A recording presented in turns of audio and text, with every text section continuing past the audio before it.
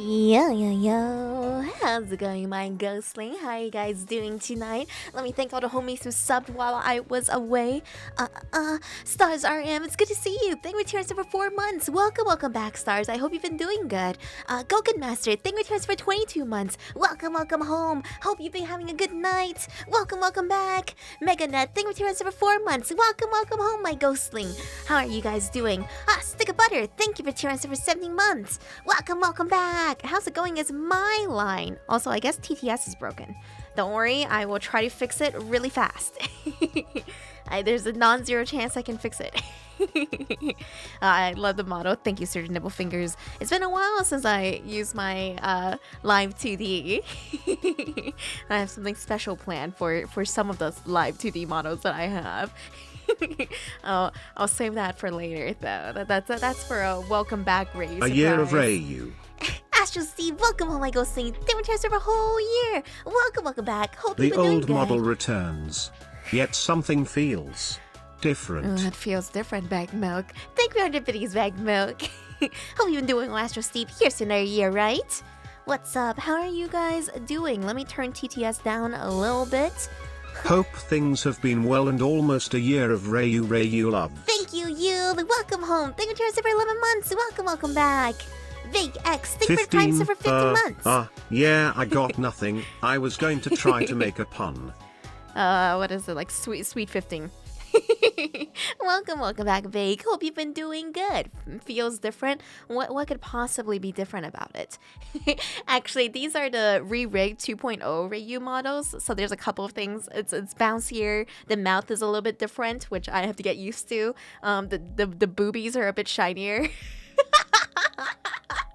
I don't know if you just have an old Reiyu casual like 1.0 model picture on hand or anything, but if you do, you'll notice that the boobies got a new shine to it, and that's because I got Mongo Nectar-chan to make them a bit shinier, and then Curiosity, my live 2D papa, he made this he re-rigged everything and added some new fun toggles that we will not be using today, unfortunately.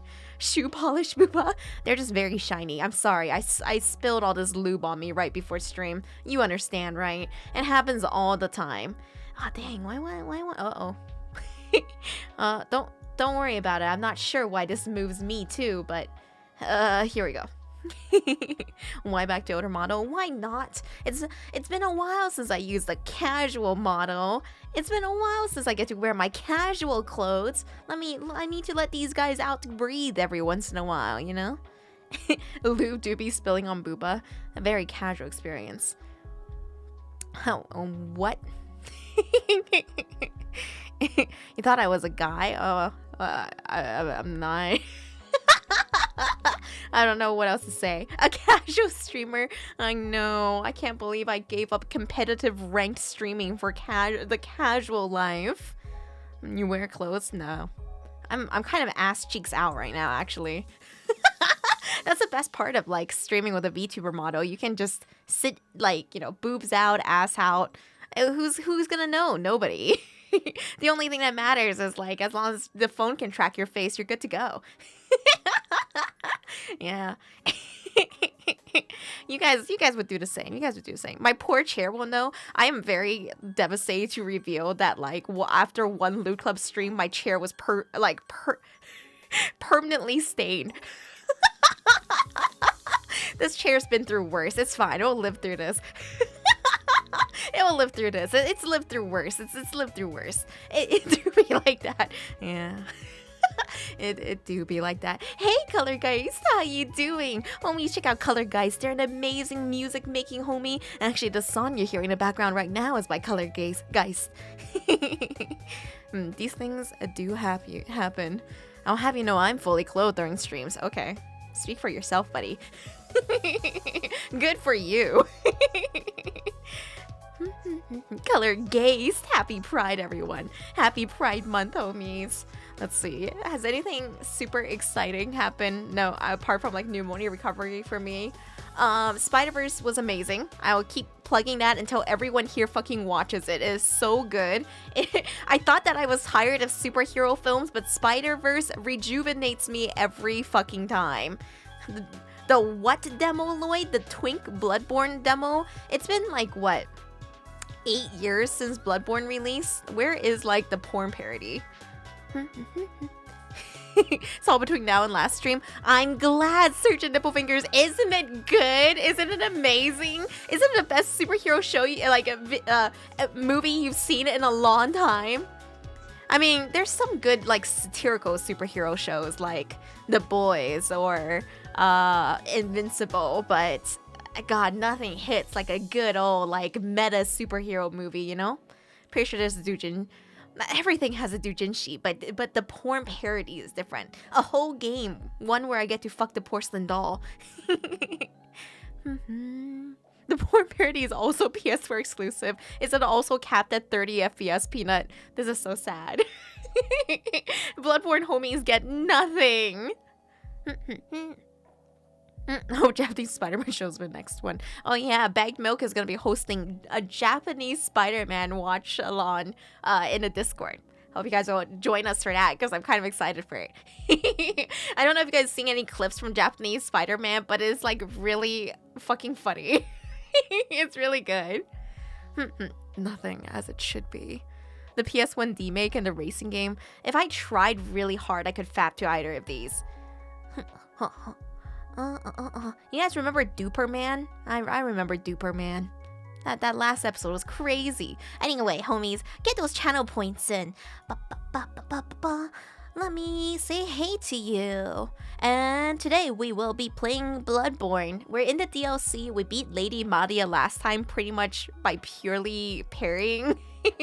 Even though my weapon broke like mid-run, it still worked out because all you had to do is parry her.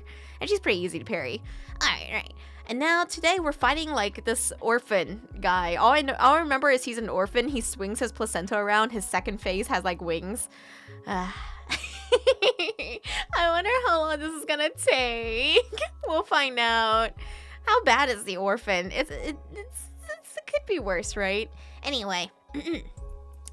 Hey Visceral, hey Dysentine, hey Meganet, hey BFG Snicky, hey DJ Death Trip, hey Umber Knight Unicorn, hey Stars RM, hey A Stick of Butter, hey Meander, hey White Black Wolf, hey Bagged Milk, hey Goken Master, hey Pickamillion Prime, hey Face State Loss, hey Fat Ass Bitch, hey Revel Haze, hey Caspa, hey Sorbet, hey Starcom Knight, hey Peanut, hey Am Panama, hey Eternal Drago, hey Zoingo, hey XX Doma Plays, hey Tuo Jangosaurus, hey Claire Steele, hey Mikiru, hey Mike Free, hey Reboku, hey Surgeon Nipplefingers. Also, Mike Free commissioned a banger art. You guys all need to go look at it on Twitter right now. It is not safe for work though, so make sure that you are ready to see it. Hey Philp, hey Yud, hey Free Dominate, hey DNC Faded, hey Pigeon Rat, hey Super Smash J, hey Lord Rainus, hey Clover the Cherub, hey DV Blank, hey Zero Yuki, hey Senki and Shin, hey DH, hey Scamper, hey K Omega, hey Mr. Acer, hey Yaga Bonked, hey Yamato no Odishikiden, hey Ringus, hey Amnesia, hey Salty Watch. Hey, I hope you guys are having a good Monday. Don't worry, I won't open your Twitter without gloves. Dude, you know, I was like hanging out with some VTuber homies. I wanted like one of the homies was like, hey, let me introduce you guys to Reiyu real fast, and like and like pulled up my Twitter to show everyone, and I was like, no. Put that shit away. This is not the right time and place. Can't you introduce me in a fucking normal way? Don't pull up my Twitter, bro. It's a hellscape in there. I don't even scroll through my Twitter. This is the best Reiyu intro. No. Quit it. No, you can't. You know, you gotta ease homies into degeneracy. You can't just like come right out and be like, yeah, I'm a degen. you gotta have a little bit of foreplay, you know. And they skipped it entirely. Just scrolled through all of my recent posts. Can't just come. Coming is hard sometimes. Depends we talking while walking, dick swinging, balls flying. We're all degen at heart. That's true, Senki. We are all degenerates at heart. Life is too short not to be horny on main. And by main, I mean the internet, where you can be anything and do and say anything. What is a piss chalice? What does it sound like, Kase Kaiser? It's a chalice full of piss. Anyway. Yeah, anyway. I would like a sip from your piss chalice. Come on, homie. Unzip. I'm under the table right now. Homie, you're letting me down. Is that all you got? It's like a golden shower. It's more voluntary and controlled. Why won't you guys ever let me sip from your piss chalice? When will I earn the right?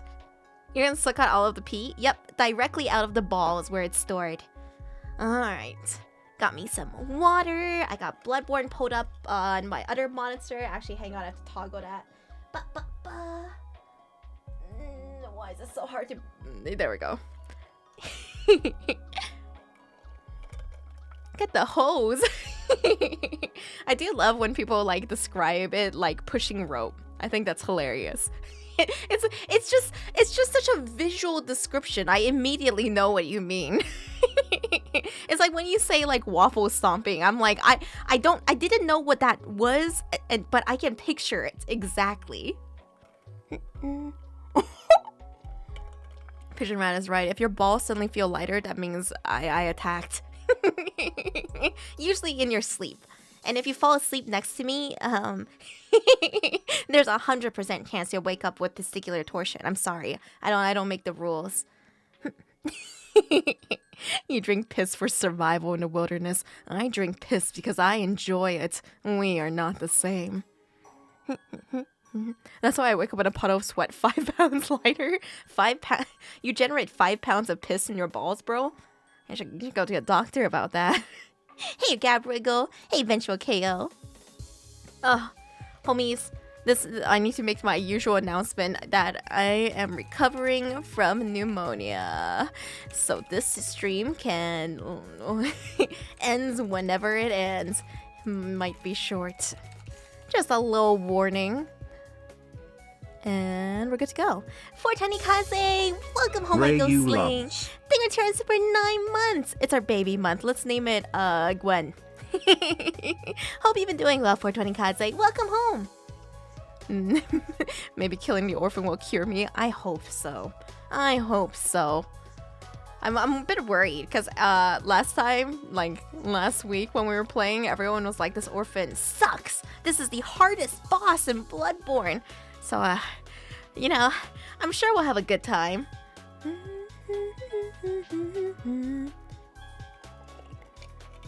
Alright, you guys ready to get into it? She's working on turning pneumonia into oldmonia. Why do you guys keep regurgitating this joke back at me? Every time it comes up now, you guys just take the joke that I made and you say it right back at me. I think I suffered enough, okay? Like my doctor didn't even laugh, and that's like the greatest shame. I've heard people say it's the hardest boss in the Soul series. The whole Soul series? I don't know about that. I got to phase 2 a lot faster than I got to phase 2 in less than like an hour, as opposed to like certain bosses that I didn't get to phase 2 until like like 8 hours in. I don't want to talk about it. What has Souls done to me? I think that before Souls-like games, I was kind of a masochist, and then after Souls-like games, I became a definite masochist. It's hilarious. It never gets old, Monia. Shut the fuck up. Have I not suffered enough? Alright. I think we got this. I think we can do this. I think so. Or maybe we can, and then we'll spend 15 hours on this orphan. Oh, okay, guys. I want to double check again how many bosses are left. Because I did 100% of the bosses in Dark Souls 3. I kind of wanted to do 100% of the bosses in Bloodborne. So I know that we have the final, the game's like overall final boss left. And we have the orphan. And then I remember somebody said there's 1 or 2 more bosses. Why should I skip Lawrence? Is it that bad? Is it even a good boss? That's a trick question. Bloodborne has no good bosses. Chalice dungeons? Oh, those bosses are in chalice dungeons? Oh. Lawrence is an HP tank. I'm trying to picture, is there other HP tanks in Souls-like games? Hey, Jesus Part 2. Well, we'll find out. He shits lava. That's the reason I should avoid him? I don't know. There's like I can think of like 3 bosses in Dark Souls that like shits lava. HP tank constantly spewing lava on the floor. Stupid fire hitboxes. Yeah, that sounds like a horrible time. I think I can skip him safely. I might go back to him if I'm feeling spicy. 15 months enjoying a pair of the best big jiggly ponytails on Twitch. Love Ghost You know sis. it. Guilty rule of Think Returns for 15 months. Welcome home. I hope you've been doing good. You can't fight the final boss and then do challenge dungeons. It throws into New Game Plus instantly. Okay, so apart from the orphan, the final boss, and Lawrence, the fire shitter, do we have any other bosses left that we haven't like fought that is worth fighting? This is a trick question because I think there's only been like 2 bosses in Bloodborne worth fighting so far. Moon Presence got them all. Okay. I'll check out Lawrence. I'll probably check out Lawrence. We'll see. We'll see. I'm a little bit stubborn, and I want to 100% all of the bosses in this game so that when I do a boss tier list of all of the Souls-like bosses, I can fucking roast the Bloodborne bosses and put them all in F tier, except for Lady Maria, who might be in B tier. Gas Coin would be a C tier for me. I have a lot of nuanced opinions about the bosses in Souls-like games. How many final bosses would you like to fight? I like that you put the choice of 0 on there, Gouken Master. Like, you're just like, Reiyu, you can just close the game right now. You can simply decide not to. That's fair, Cat. I won't lie and say I won't complain. I will complain. But I am always thankful for you guys' guidance, and I hope you know that. Although I will complain about the bosses.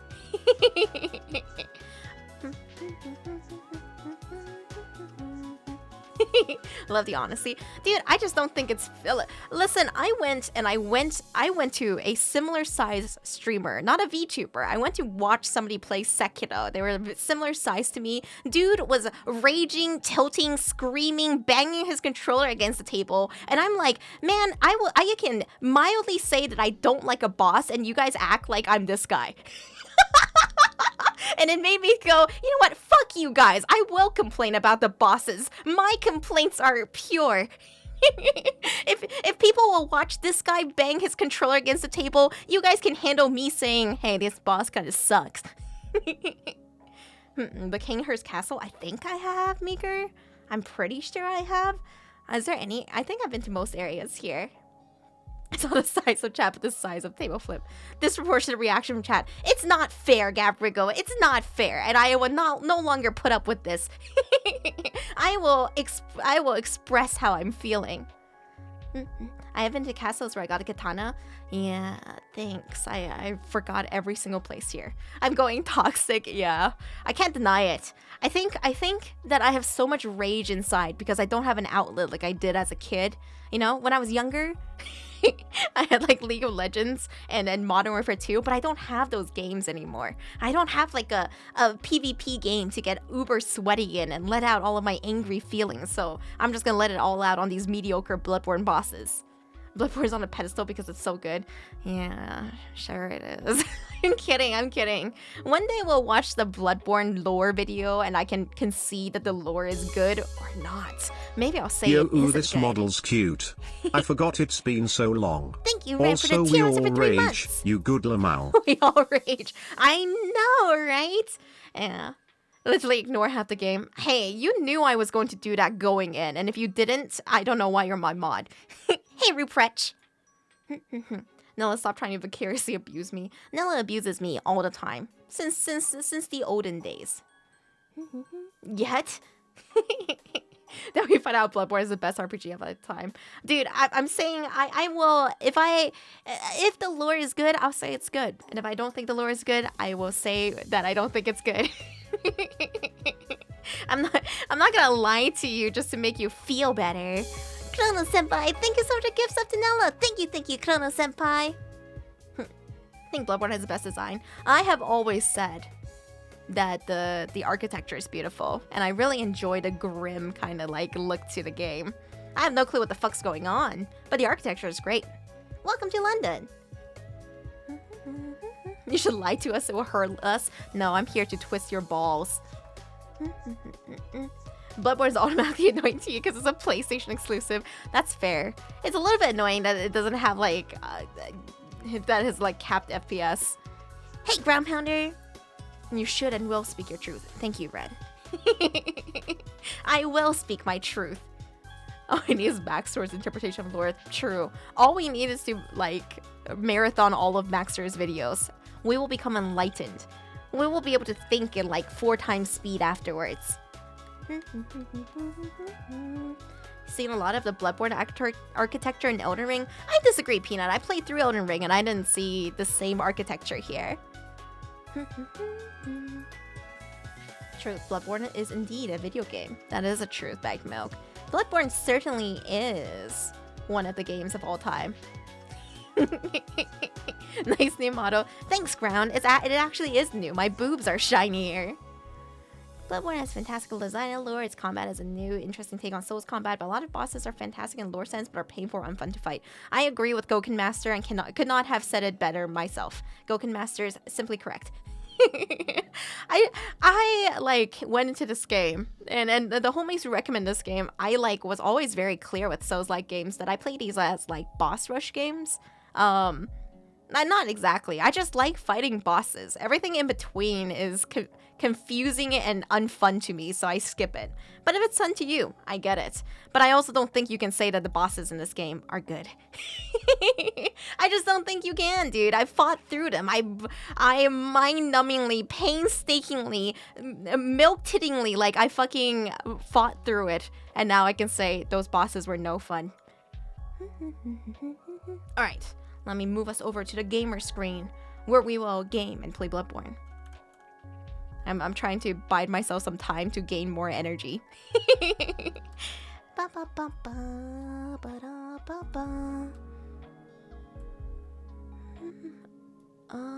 Let's see. Where the Ghostling? Oh, hey, Ghostling. Why are you behind me? Are you shy?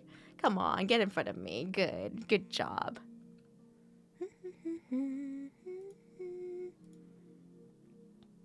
Where the heck did I put it?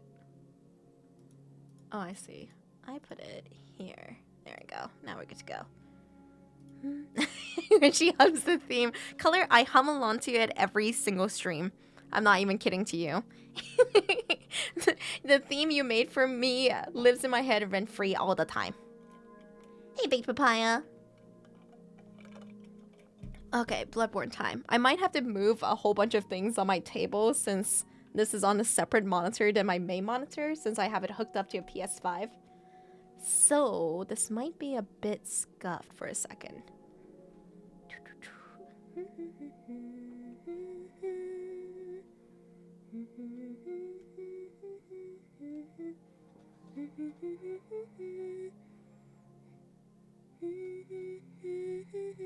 We like scuff. That's good, baby Hippo. You'll find a lot of it here.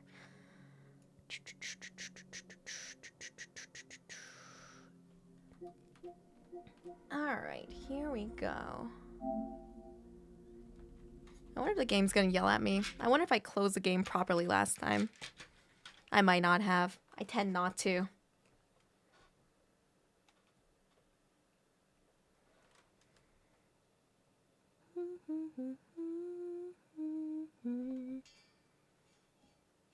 Oh my god, my table is a mess of wires and cups. What's my opinion on Project Q? What is Project Q? I have no fucking clue what that is.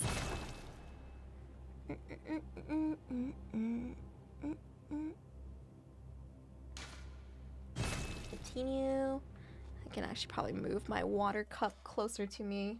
It's a drawing game? I know nothing of it. I have never even heard it before. How do I get to the orphan again? I know we were literally there last stream, but I have no sense of direction. No, I remember. There's like a secret entrance here. And then there's a tunnel with a bunch of people praying. somewhere. There. Oh, that's so. Project Q is basically a Nintendo Switch or PS5. I think that, honestly, like, it's kind of pointless. Because I have the Steam Deck, and the Steam Deck is simply the superior, like, handheld gaming console now.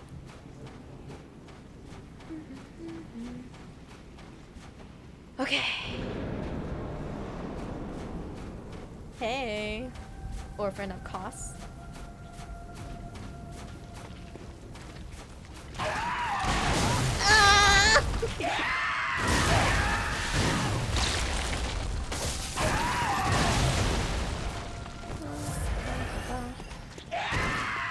I probably have to turn its volume down after I die.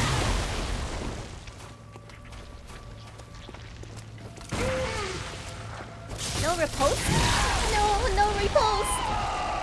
Why are you so loud? Project Q is a puzzle drawing game? Guys, is Project Q a game or a console? You guys are giving me mixed signals here.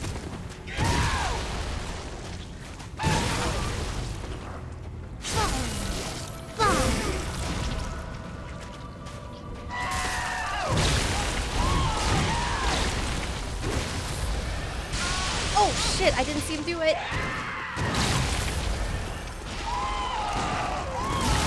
Ah, I deserve that. I die.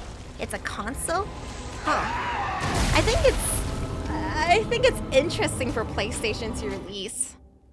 I wonder how successful it's going to be though.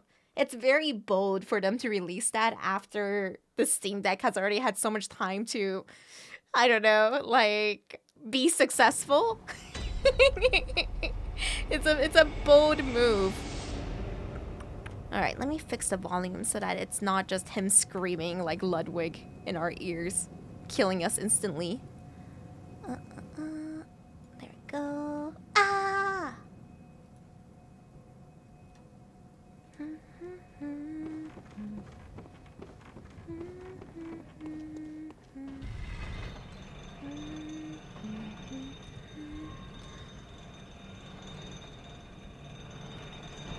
What else? There's just a lot of like really, I guess like kind of tone deaf corpo decisions recently. Twitter is always shooting itself in the foot, but there's no good platform for like artists and not safe for work content creators to move to, really. Reddit's API changes has killed like mobile apps for it.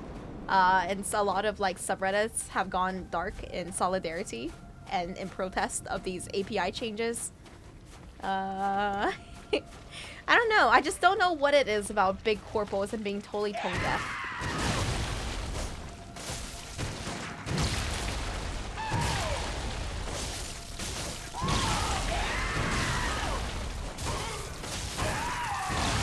Can't shoot them in the air. Whoa. Before API changes were announced, I wasn't even aware that third-party apps for Reddit existed. Really, Bag Milk? You put up with like the regular like Reddit app where videos don't fucking load?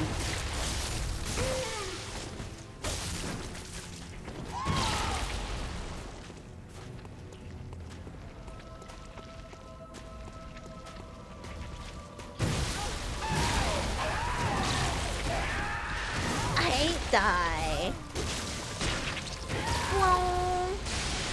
You wish you knew alternatives existed.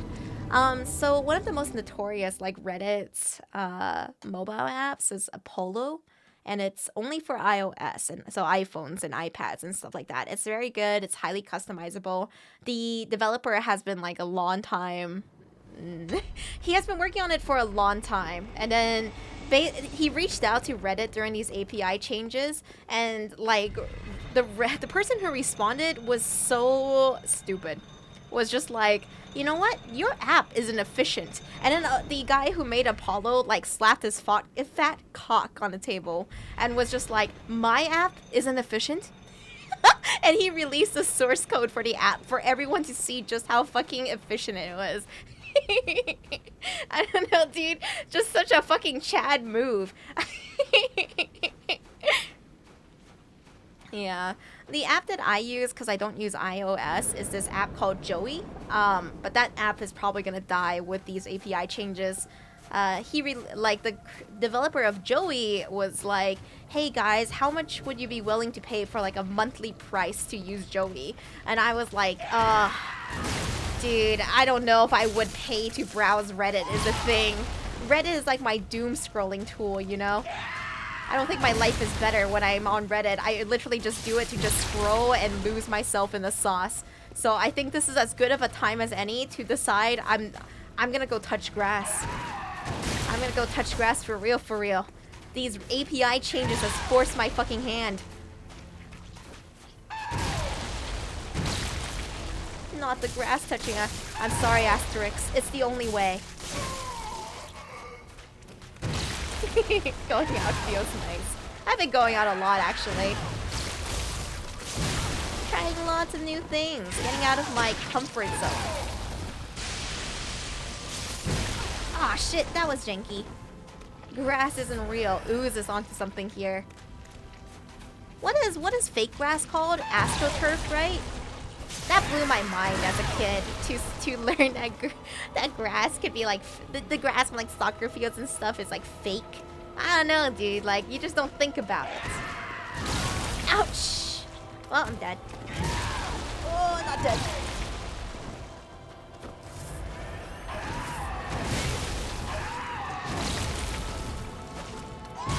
Oh my god. The janky cameras. Oh, it's okay. Kiryu and Majima kiss, so I know everything's gonna be okay. Fake grass is easier to maintain for stuff like sports fields. Yeah. Also, this is something I don't really understand, but you know when like winter is over and people replant grass and it comes in like little square patches? I think that's like the funniest thing. Makes me think of Minecraft every time. Never have to water fake grass. True. It's literally Minecraft, yeah. This proves we should have a womb weapon in every Soulsborne. I think Big Bad Wolf is onto something. Thank you for Prime for 17 months, Big Bad Wolf. I hope you've been doing good. I think that, like, the womb is an underutilized weapon. Right? Like, I want to go through all of the Souls-like games, putting womb tattoos on my enemies and then training them so that they're mine bodily and mentally. Why wait so long to plant trees? You know, when I first opened Minecraft, I did not know what the fuck I was doing because I was a kid and I pirated it. And like I just didn't understand you were supposed to hold down the mouse to break trees. Like I kept clicking it furiously and being like, what the fuck? Why isn't anything breaking like they do in the YouTube videos? And then I one day I figured it out. Also, what you guys know the phrase "pounding sand"? What the fuck does that mean? Where does that phrase even come from? Why would anyone pound sand? Is it like touching grass?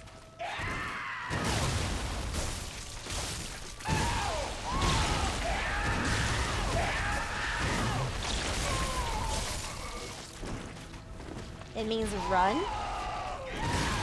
Huh. Some people love how coarse and rough sand is. Okay, anti-Anakin.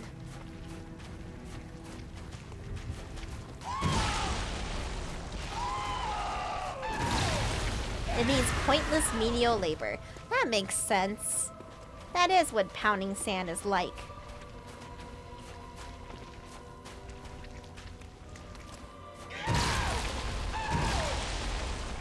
Hi. Oh my god, he's using it like a yo-yo. Also, I think yo-yos are just really badass weapons, and I wish more games have it. The only game I can think of with yo-yo as a weapon is Terraria.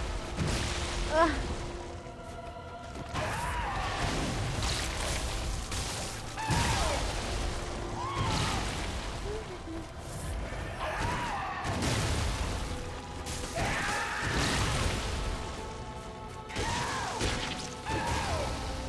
Kirby. Oh yeah, true. Kirby does have a yo-yo power.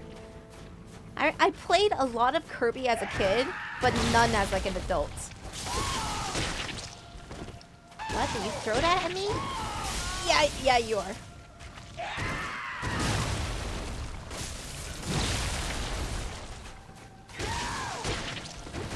Okay. Sometimes he plants it into the ground. Sometimes he yeets it at you.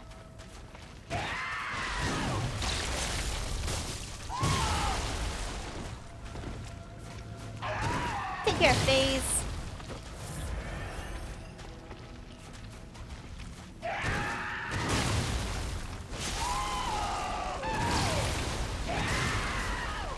Just wants to show me his balls. I get it, man.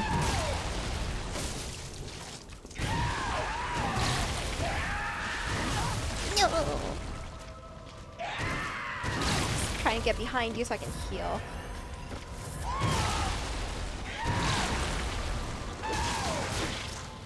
No. Oh. Gonna throw it. Gonna plant it. Plant it. Gonna keep spamming your placenta moves. Ah, God. No.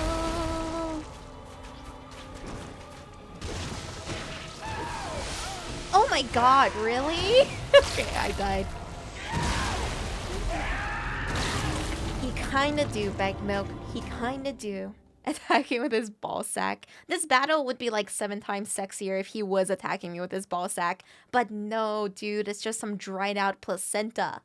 You know, some people eat the placenta for like nutrients after.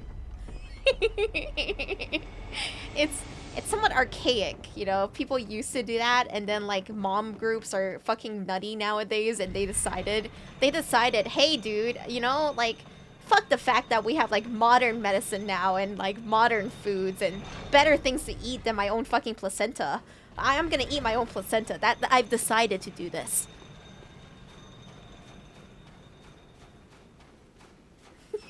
Don't eat the placenta. I just go to the hospital and grab my daily bag. You know, I wonder what weird things the hospital lets you keep. You can, if you ever have to get an arm amputated, you can ask the hospital if you can have it and keep it. How you doing, Ordy? And you can ask the hospital to have your placenta and eat it. But I think it's a funny and weird and absurd kind of move.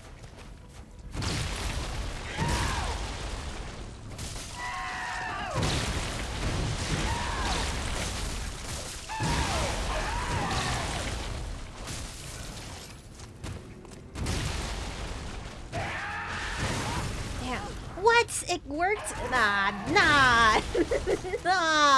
Alright. If it worked, he shouldn't have hit me. Just kidding. I know. That's just how that part works here. Fuck! I'm dead. I wonder how he does have that placenta sharpened. I don't even think that placenta is sharp. He's just using it as like some kind of bludgeoning weapon, and it hurts. So if you keep your amputated arm, would you have to turn into a skeleton arm to swing at people? So there's a guy on Reddit. I do not know the ultimate arc of what happened to his amputated arm, but he was like, yo, doc, you gotta amputate my arm, right? Can I keep it? And the doctor was like, sure. And then he was like, hey, Reddit, I just got home from the hospital from an arm amputation. What do I do with my arm? And he has like a picture of his arm. And and then like the people in the Reddit like comment section was like, put it in the freezer, you weirdo. It's like he didn't think that far ahead. He was just like, can I keep it? He didn't think, should I keep it?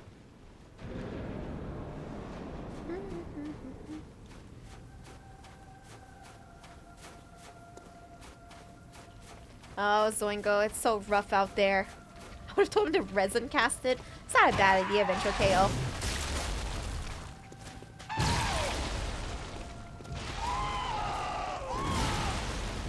Rotting human flesh would not be fun. Yeah, it would be very stinky. Use it to high-five yourself whenever you make a corny joke. Like, I don't think the arm would last that long. Use it to slap someone at a distance. I think I would try to use it at, like, one of those axe-throwing rings, you know? Like, I've seen like videos of these places where you can like throw axes at a target, but I want to throw my own amputated arm to see if I hit it right. You can, okay, hear me out. So you know how rigor mortis sets in like pretty fast within like a couple of hours of you dying, or like being amputated? You could ask the doctor, hey, before you amputate my arm, can I hold an axe in my hand?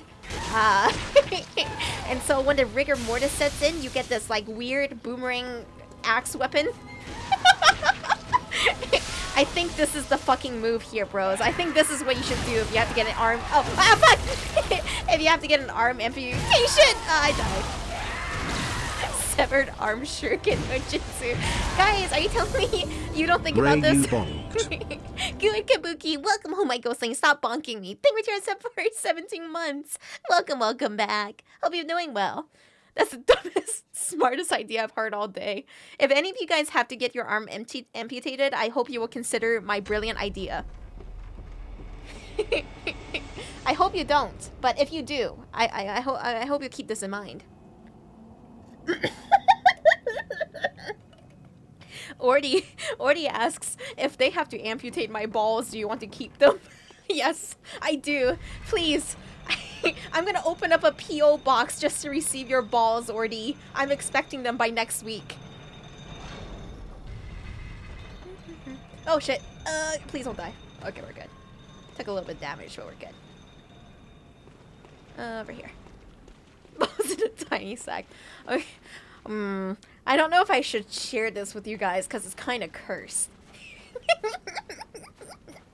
I have some cursed, I have something cursed floating in my head, but I really don't know if I just share this and make more people cursed. Okay, I've been on the internet for a long time. I've seen a lot of fucked up shit over time, including some like gore and stuff. And one of the things that stood out to me most was there was this picture of just like a cock and balls in the McDonald's bathroom, just on the floor. I will never forget this picture as long as I live. It's just straight up somebody like chopped off their cock and balls in the McDonald's bathroom floor and threw it on the ground. It is a very distinct picture in my mind, and I will never forget it. Please stop talking. You asked me to share. I'm sharing. You should not Google it because it's not bloody, but it is startling.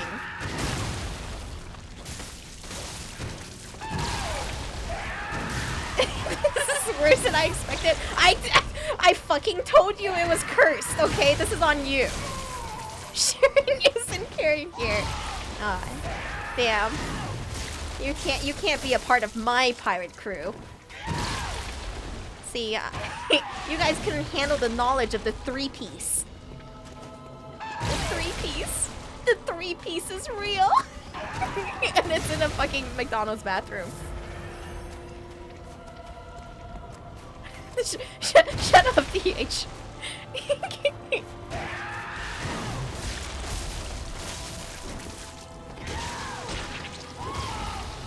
Wow. Poor underpaid service worker has to clean that floor. Oh, Asterix. Oh god, dude. I don't even want to. I don't know what the fuck it is about Starbucks.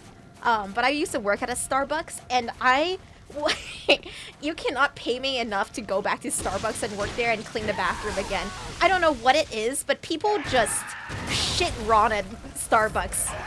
You think Starbucks is like a place for civilized people, but it isn't. It isn't. People will just shit on the floor. It's like a fiend. I don't know what the fuck is wrong with them, but they really will just fucking shit on the floor. Ouch. Dude, what the hell is that hitbox? 100% they can't legally make a minimum wage worker clean a biohazard like that. I have cleaned many biohazards. Girls' bathroom or both? And you know, the Starbucks that I worked at only had a unisex bathroom. It was a Starbucks at my university, so, you know, like, there wasn't, like, it wasn't a very big Starbucks.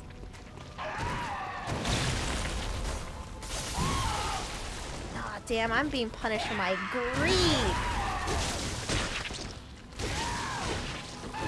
True for most fast food, true. You know, the best bathroom I worked at, even though you might not expect this, Chipotle.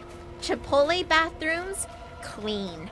I don't know, you would think they have the shits eating Mexican food, right? But no. It's nothing like the fucking Starbucks bathroom. Absolutely nothing. I also worked at a Panda Express, but I didn't clean the bathroom there, so I don't know what the Panda Express bathroom cleaning experience is like. It's the morning shits.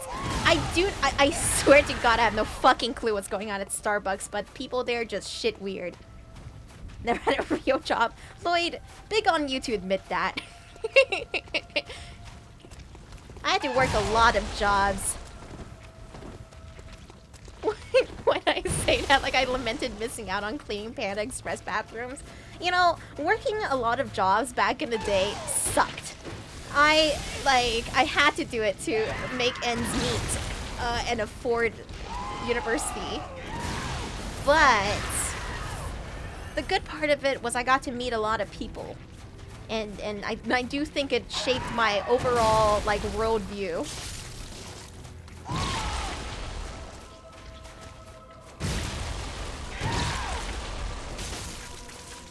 Maybe I should just do this, like, one hit and done kind of thing. Maybe.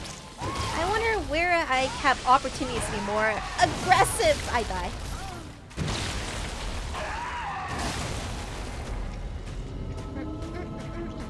Peppino from Pizza Tower? Ayo. Guys, I kind of really want to play Pizza Tower because Wario Land 4 was one of my favorite games on Game Boy Advance. And Pizza Tower looks just like it. It looks just like it. I really want to see what's going on in Pizza Tower. Although, I have to be real, like, playing video games on Game Boy Advance back when you're a kid is like a different experience.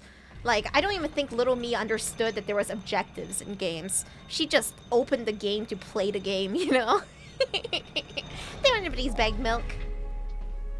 Your boy is heading to McDonald's. First, gotta use the bathroom. There's a cock and balls on the ground. Your boy heading to Burger King. Shut up, bagged milk. I'm not going to McDonald's anymore. Playing up the movie? The movie with the balloons? I don't know, Summer XOXO. I don't know how to play up.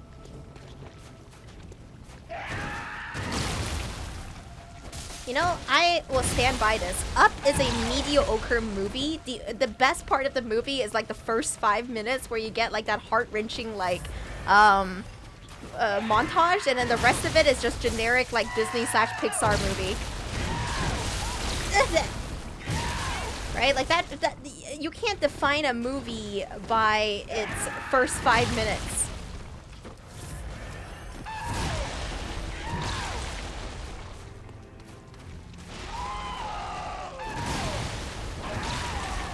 Hey. Come closer, Orphan of Koss. I slash you once, I back away, I dodge, I come back in, I dodge, I slash your ass, I leave, I come back in, I dodge, I slash your ass, I leave, I don't leave correctly, I heal, I dodge, I slash.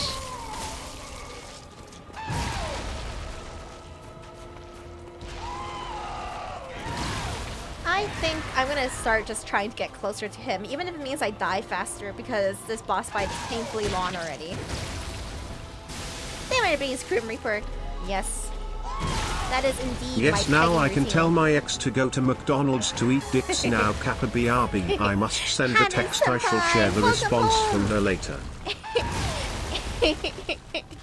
Reiyu loves Reiyu loves Reiyu loves Reiyu loves Reiyu loves Reiyu loves. Thank you for over 31 months. Welcome back. Hope you've been doing good. I'm not doing good because I'm fighting this stupid orphan who throws his placenta around. And I do like no damage to him. Fuck it. Fuck it. Life's too short for me not to use blood form of my katana. I don't remember how to do it though. Like that. That's not much damage at all.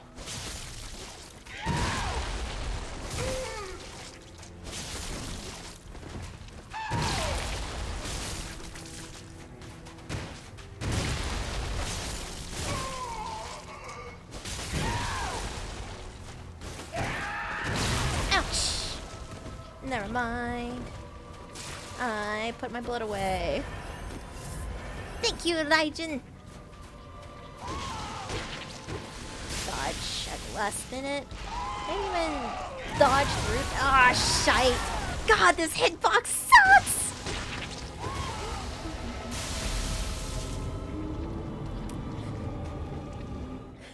5-second rule, you can still eat the dick.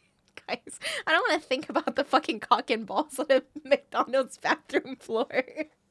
This is one of those images that flash into my head and I don't want to be thinking about it, but now it's all I can think about. Shut up, Lycan. They want everybody's bag. The bathroom cock and balls is what happens when you fuck the McChicken too hard. Damn, you frying chicken in there? I no longer want to think about cock and balls. It's true. It's true. I've reached my character development arc. You know? Easy way to develop a character. You establish the things that they like and their core personality traits, and then you make them have the opposite. Fried or fertilized?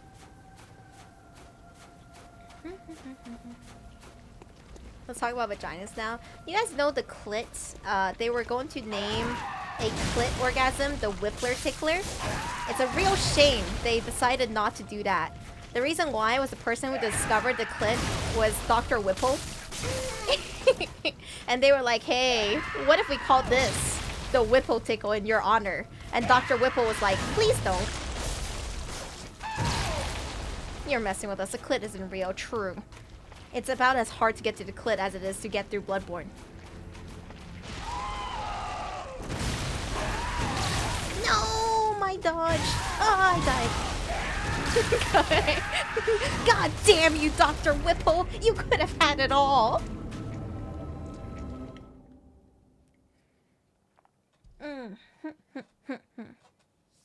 And I guess the other fun fact I can tell you is that the clit is actually like, you know, you got the little nub part that most people think of, but within your body, it's actually like a wishbone kind of shape with like nerves and stuff.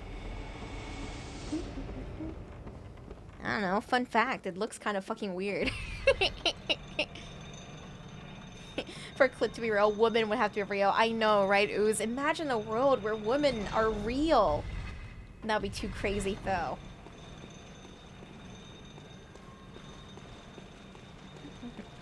Exactly. If clits were real, that's what it would look like a wishbone kind of shape.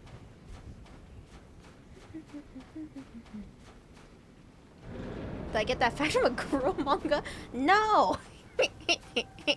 I just know that one.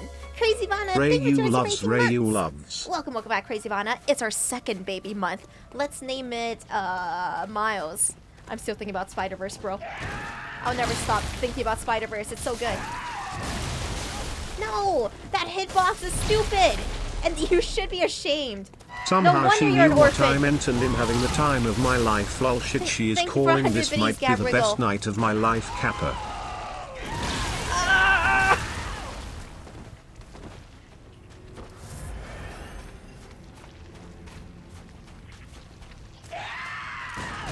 No!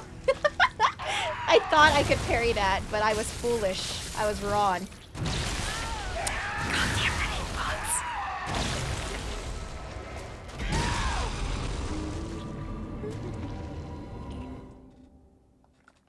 I thought not knowing how to use condom was bad enough.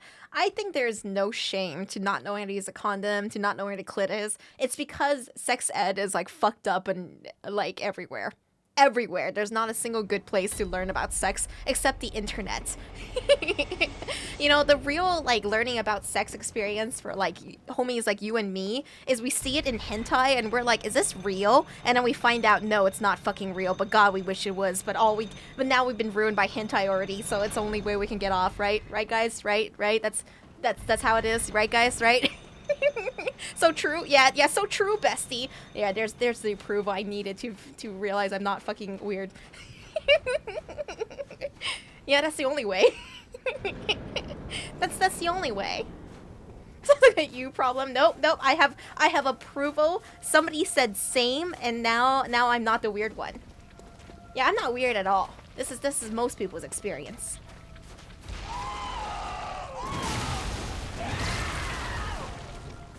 Why you got to call us out? Because I have to, Swords and Vice. If I don't call you out, who will? Will you ever be truly held accountable for your actions? I'm so normal and well-adjusted. You guys need to shut up. You can't be making me laugh in front of the Orphan of Kos. Don't say no! Don't say no so fucking eagerly! Can you like pretend for like 2 seconds? Ah, God! No! Base shit and curse shit go hand in hand. It's a law of the universe. Slash his ass. Back up. Let's go ahead and full health for this.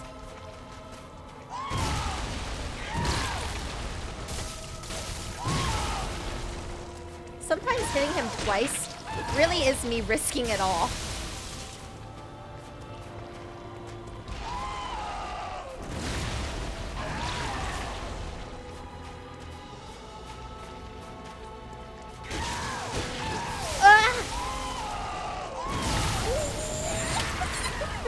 I understand that did more damage to me because it caught me in a dodge. I don't need to find the clitoris. That's for dudes who wanna lose their virginities. And I never lose. Reiyu could. Oh, bag milk, too real. Think about it, biddies. Exactly. I can only lose my virginity to a better gamer. I haven't met a better gamer yet, so I'm still a virgin. I'm kidding. I am still a virgin, but I'm a mediocre. I'm a mid gamer. I'm pretty good. I'm not the best though. It's the reason why I don't play fighting games and racing games, because I'm worried that they're gonna kick my ass too hard and then we have to have sex, as is the law.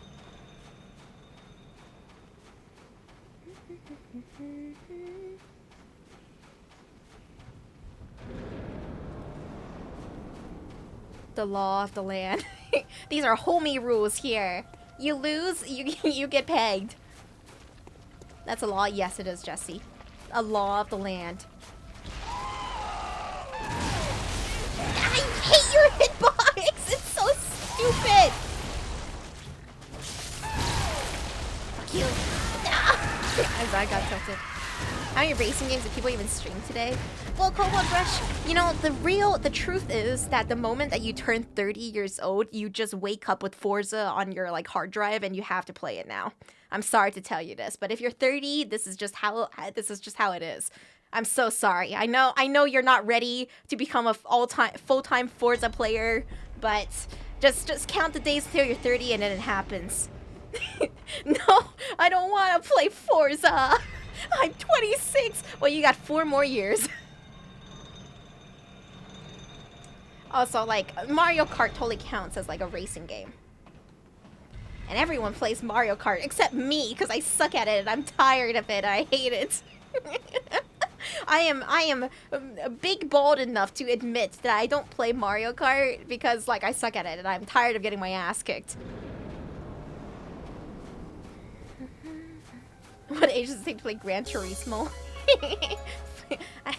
I think your life has to hit a different trajectory, like the evil villain arc. Kudai Kage, welcome home, my ghosting. Third Prime sub for 14 months. Welcome back. I hope you've been doing good.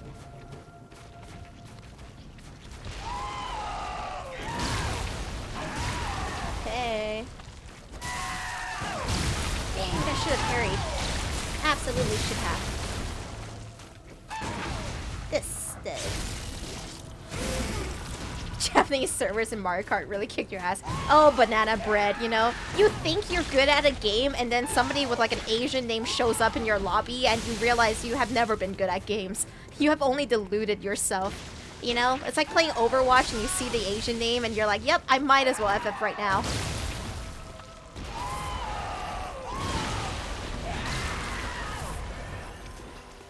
Anything you can do, there's an Asian dude that can do it better. Too real. No! No! I tried to dodge through it! I tried to go through it and it didn't work! Looking forward to my Forza stream in 7 years. You're right, Ordy. It's inevitable. In 7 years, I'll turn 30 and I'll be forced to play Forza. It's just gonna show up on my hard drive, as well as all of the knowledge of playing it.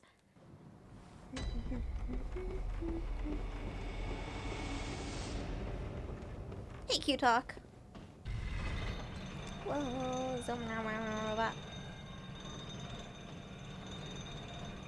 met a player with an Asian name in Call of Duty.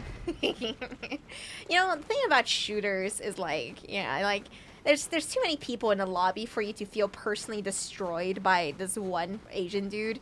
But like in Overwatch and stuff, you know when the Genji is popping off when he like fucking 5-mans your team. Forza Reiyu.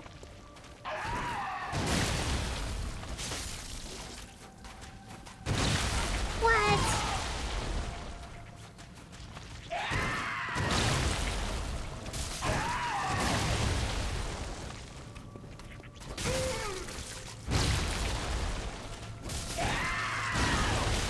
Ah, that's great.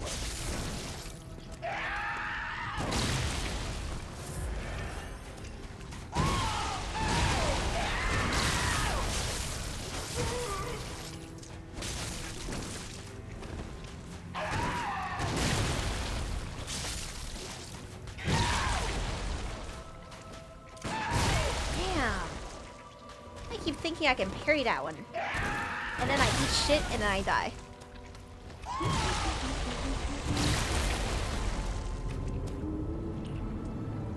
Oh, Genji's been nerfed into the ground. I have not kept up with Overwatch 2, you guys. Like, I kind of like, I played Overwatch 2 a bit. I can't lie. I did. But, oh, it's just dead, dude. It was dead for me from the start, and then like PvE came out, and well, PvE got canceled, and it's just extra dead to me now. Imagine playing Overwatch in a year of our Lord 2023. Oh god, I thought I died. We're good. Do you think Orphan of Cost knows where the clitoris is? No. Definitely not.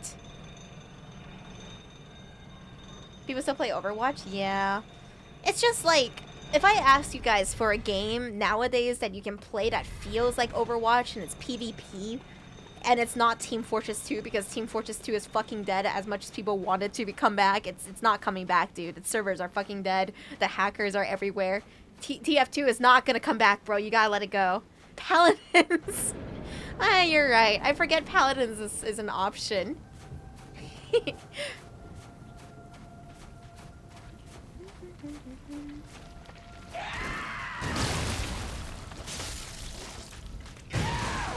Nope.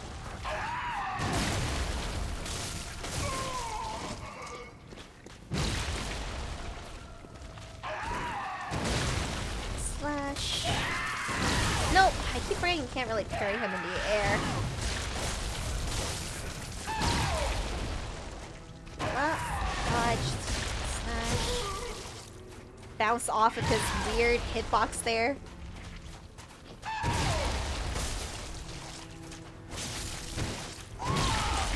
Ugh.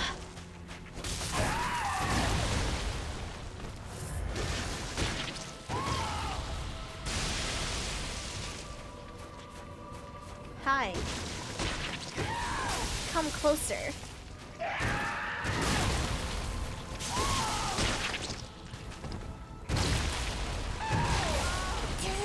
It just has such a stupid reach. Slash. I'm so tired of like big corpos doing like really stupid stuff, honestly. But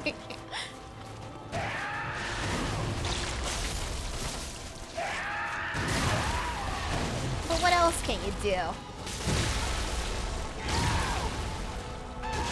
Part of me has been tempted to play Diablo 4, but not really. If I do play Diablo 4, I'm not buying it full price from Blizzard.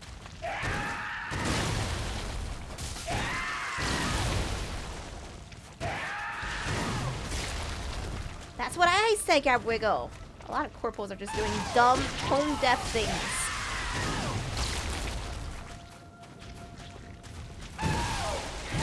Yeah, God!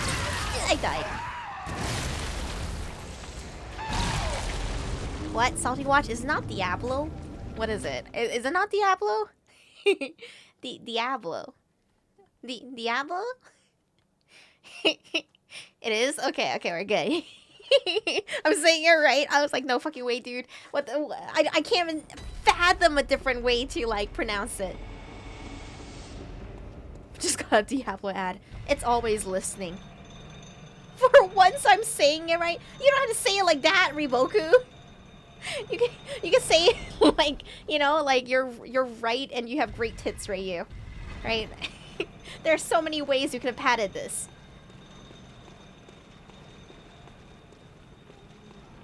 Which fucking way again? I'm so lost all the time. Thank you, Meganet. Thank you. Thank you, Salty Watch. Thanks.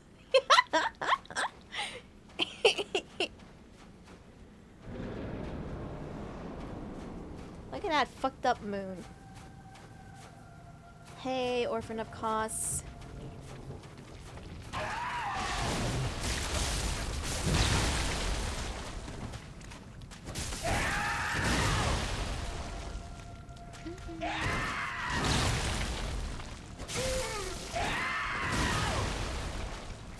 I need like that 1 hour training arc, and then I'll be ready for you.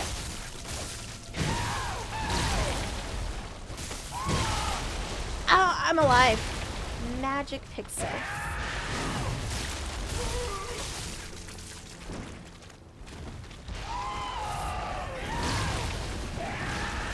One, two. Correct hits and big opinions. Yeah, that's me.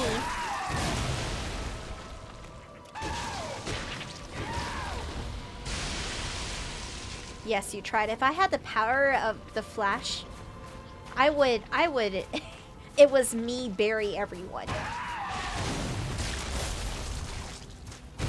Here, if you've, Cheeto, welcome home. Thank you for 25 months. Welcome home, Cheeto. Hope you've been doing sexy. Yeah, guys, don't worry. If you ever nutted in your pants at the wrong time, you can just pretend it was me. That was my bad. I was fucking with you. I was in and out like the Flash.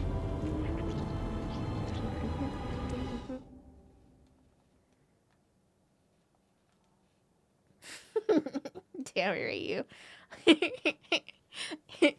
Yes, you know, I am like the generation that was raised on like I don't even know how to describe it, but basically just like all of the raunchy like sex joke side of YouTube. That was my Zoomer generation. So, you know, like, what is it? Lonely Island. All of those songs came out when I was like 10.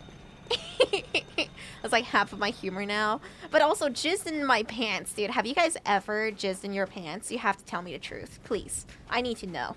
This is the internet. Nothing you say matters. Don't worry. Just say 1 if you have and 2 if you haven't. Yeah, yes. Oh my god. Wet dream? I'm so jealous. I've never had a wet dream. New friends grow up. Not. No. Yes. Okay, that's interesting. Wet dream. This is so fascinating to me. I am very jealous. Although I do wonder if I had a wet dream, but I just didn't realize I had nutted because I don't come in my underwear like you guys do. Wet dream only? I don't know. You shouldn't be. I am very jealous. There's no evidence. True. I'm like the sneaky nutter. Yo, Grim Reaper, welcome home, my Damn, I ghostling. have found my people at last. They've been touring for 2 months. Welcome, you found your people. A ghost nut? Woke up covered in oily substance. Sorry, that was me. I spilled lube all over you. My bad. I really need to stop carrying this 55-gallon tub of lube everywhere I go, but I can't help it. It's for emergencies, you know? Just in case I have to skin suit someone really fast. Oh, what? No, are you serious? That should not have hit me. You never know. You never know when you have to crawl up someone's ass and make them your new home.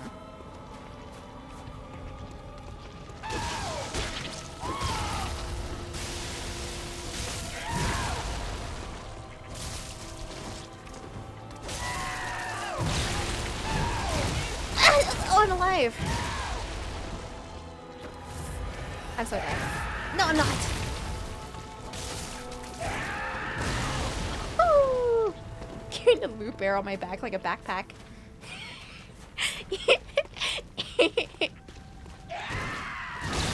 What if I told you that as a ghost, I just like slipped 2 balloons full of lube into my breasts, and then mid-sex I use my ghost powers to pull those like water balloons of lube out of my boob. So I have one really flat boob that I carry the lube in. I'm giving you guys the inside ghost deets. Multi-purpose tips.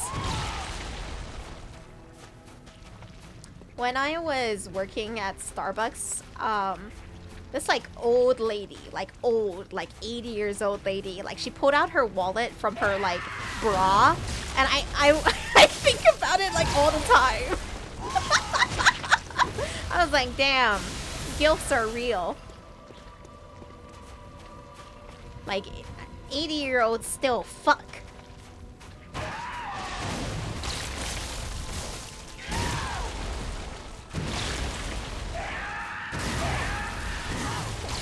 Dude, these hitboxes are stupid.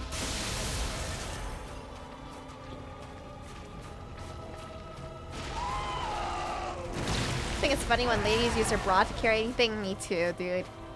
I don't want to be sticking my hand in there like when I need something. Sometimes you don't got pockets. We need to normalize pockets on skirts and dresses. Boob pocket sweat greater than pocket sweat.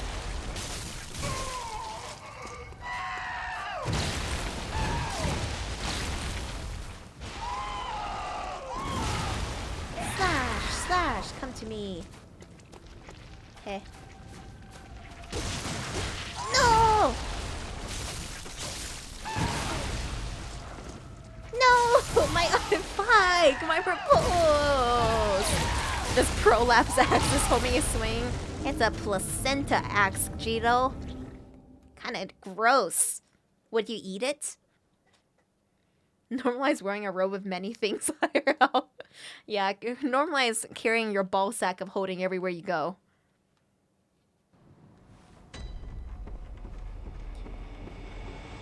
When I was in university and I was playing D&D with some homies for the first time, you know, a lot of I now have the classic, like, what is it, Crown Royale dice bag. I actually have 2. I have 2 Crown Royale bags full of like dice. One of them is actually the peach Crown Royale, so it's orange instead of purple. I'll show it to you guys sometime during a hand cam stream if you'll remind me. I'll show you all my random dice that I've accumulated from like TTRPGs and D&D in university. I had a friend who had this like metal like chain mail kind of like sack that he held his dice in. I swear to God, you guys, it looked like a fucking ball sack. It had the physics of a ball sack. It's super hard to explain without the sack in particular, but I promise you the physics of this sack was just a ball sack. Full of cum dice. I called that thing the ball sack of holding because I thought it was funny.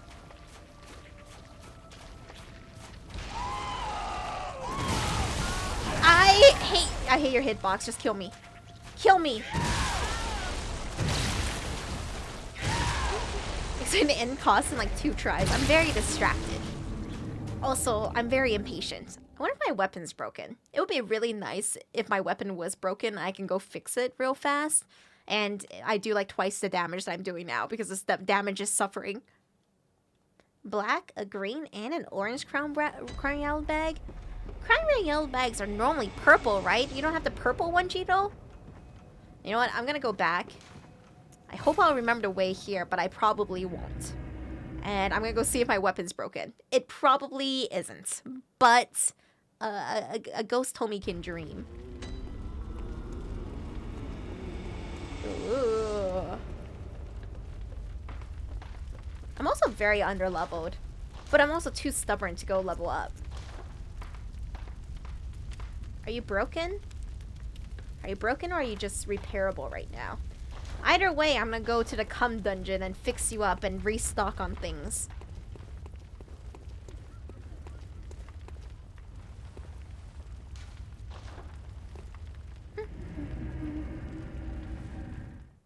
The Cumgen. Enter the Cumgen. You guys ever play Gungeon? So good. I've been thinking a lot of about takeoff indie games. And like Enter the Gungeon was just remarkable. You're very shit at it. I have never beaten it. I really need to play it until I beat it, so I can say I beat like every action roguelike once.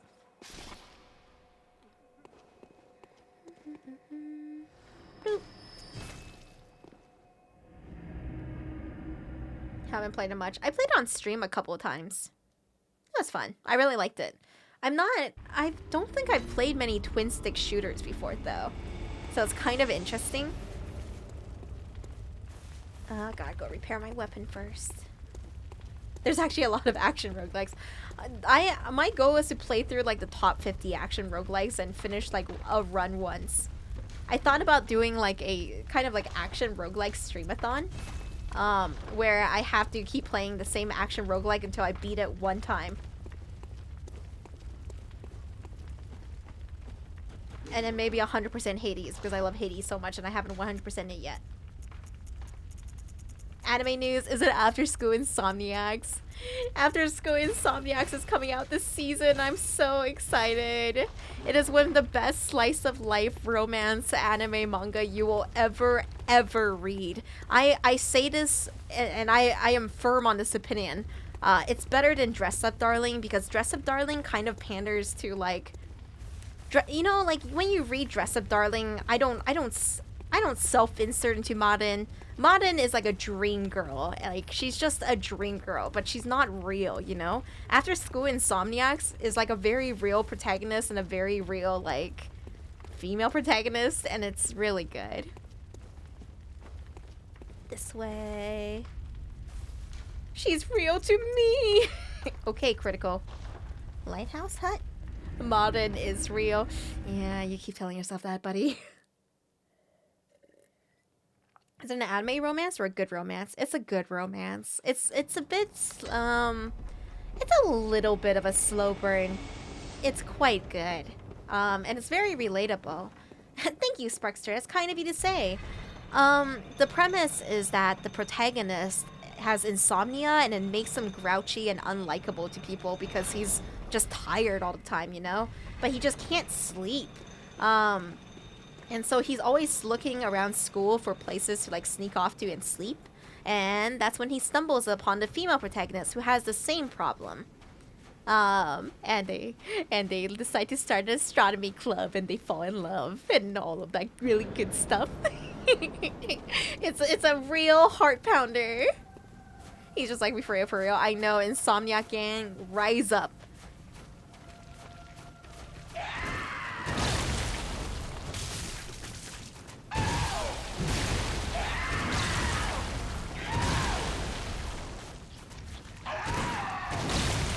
Slash. Dang. I want to learn to parry him. That's gonna take me a while though. Nope, purely dead.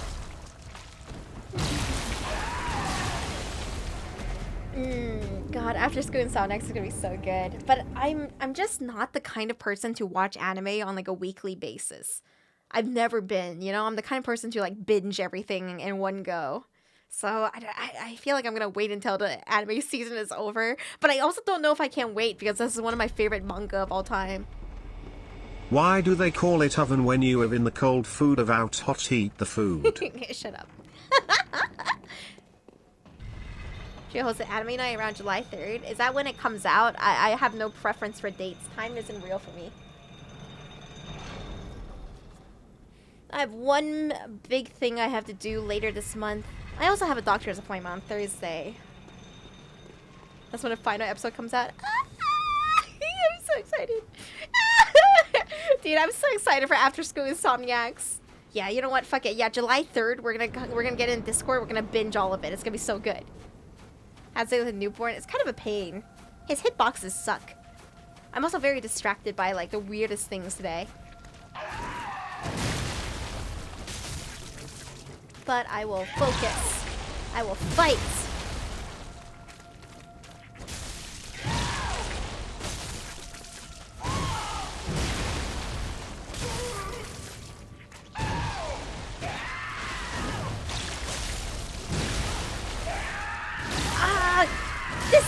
That hitbox sucks. I dodged it, but I slipped on this fucking weird dead body that he came out from and died.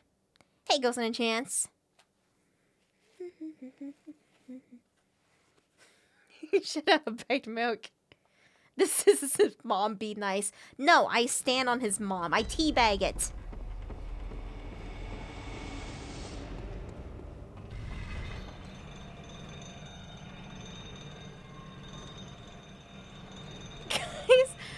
Multiple people have said that he screams like Tom from Tom and Jerry. I have no recollection of Tom screaming like this. Like he's fucking dying.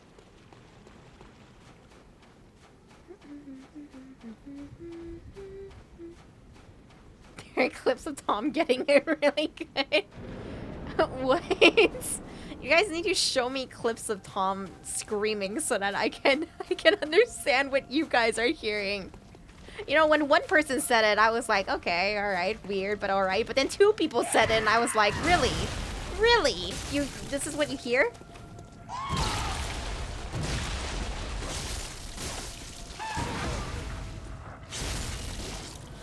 It's a very specific scream. What are you guys hearing? I really hate his hitbox. It's insane.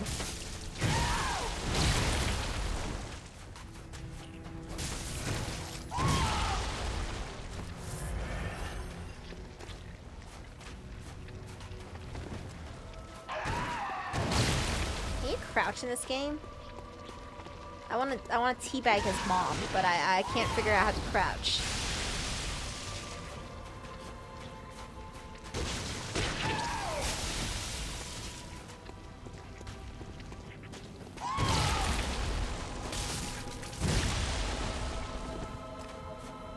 Use a will him scream for the orphan. That would make this worse somehow, kumquat.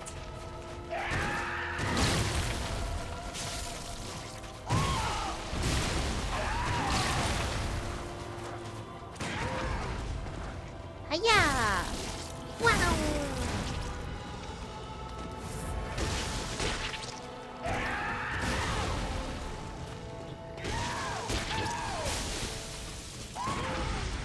Hiya! Now.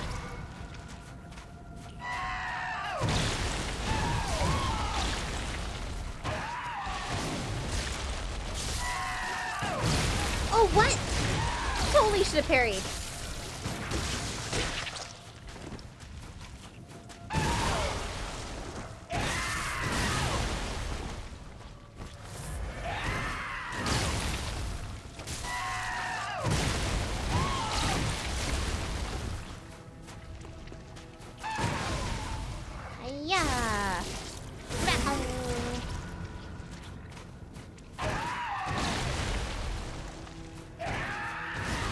Here he goes, just backing away from me.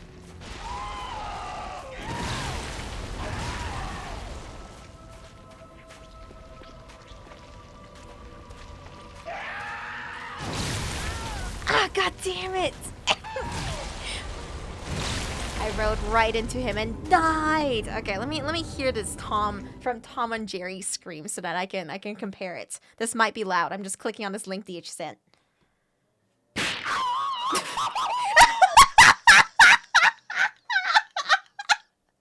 No, you guys, it's not nearly as visceral. It's not. That's this is not nearly the same. This sounds nothing like it. You know, fucking. It sounds like Tom is fucking getting kicked in the nuts. Like this guy, this orphan, it just screams a little bit. There are many variants. Poor Tom. So what you're telling me is Tom and Jerry are in a weird BDSM relationship. Hunter-prey relationship. That's something I learned about. Yes, yeah, okay. Alright, cool. Today I learned. Devil. I see, Exocurin. Yep, alright, cool. Good to know, good to know. Tom is a masochist to every other character, basically. I remember one episode of Tom and Jerry. I remember seeing one episode where the dog, Tom and Jerry, I don't know what the dog's name is, but there is a dog. And like they're all just like playing like a happy little family, and they were like sitting at the table and they were feeding each other and they were in love. It was super cute. But it, like, I don't know, that was super adorable. His name is Spike. Spike Seagull.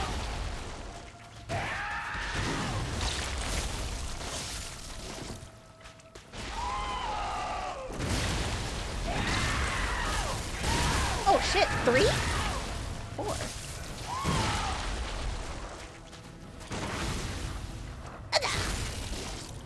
Spike Spiegel, the man himself. The older I get, the more I think about Cowboy Bebop.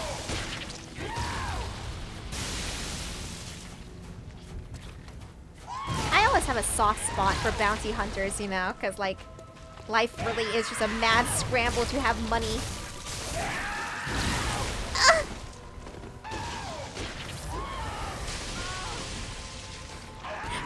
I tried to pause because I got tilted. I hate his fucking hitboxes. They're nonsensically large. Simply designed to punish you for playing this game. Okay. Alright. Hey, Corliss.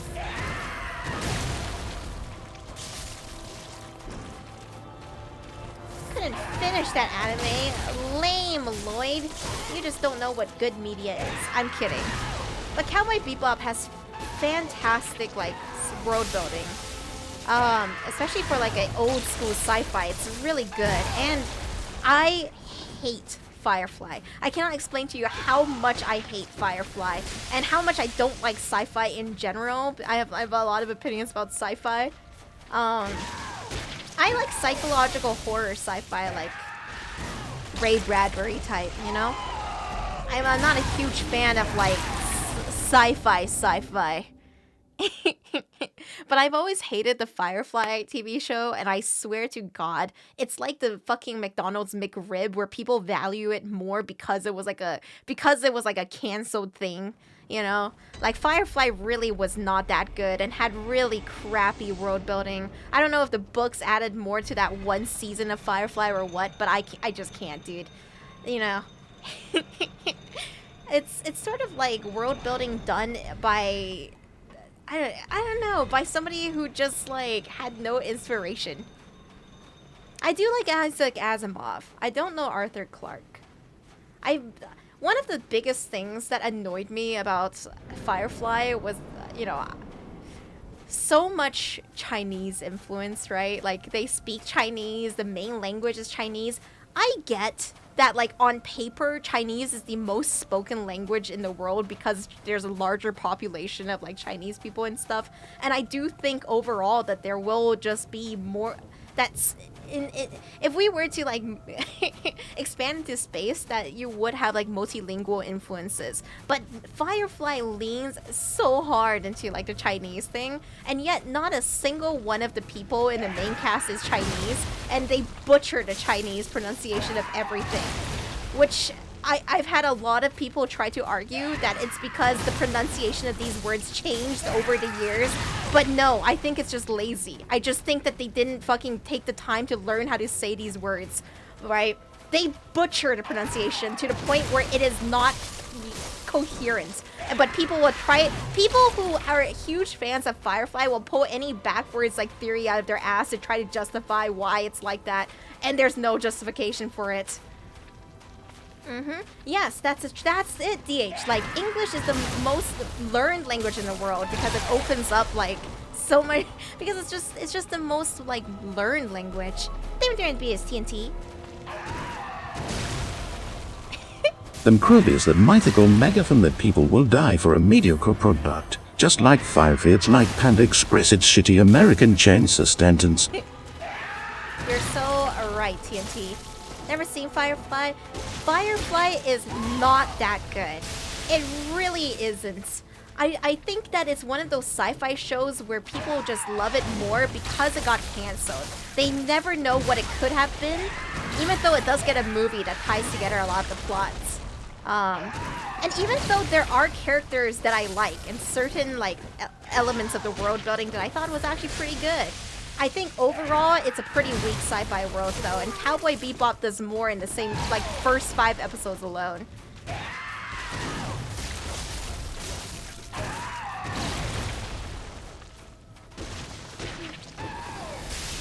Yes, Red Hawk. I know that's how the creator envisioned it. I disagree. I just think that it's an uninspired take on like what the world would be like 1,000 years from now. What's my favorite sci-fi TV show? I really can't. I can't stop riding the dick of Cowboy Bebop. I watched it like as a kid, so it was hard for me to like watch Firefly like as an adult, being like, bro, I fucking watched Cowboy Bebop and it was like 10 times better than this.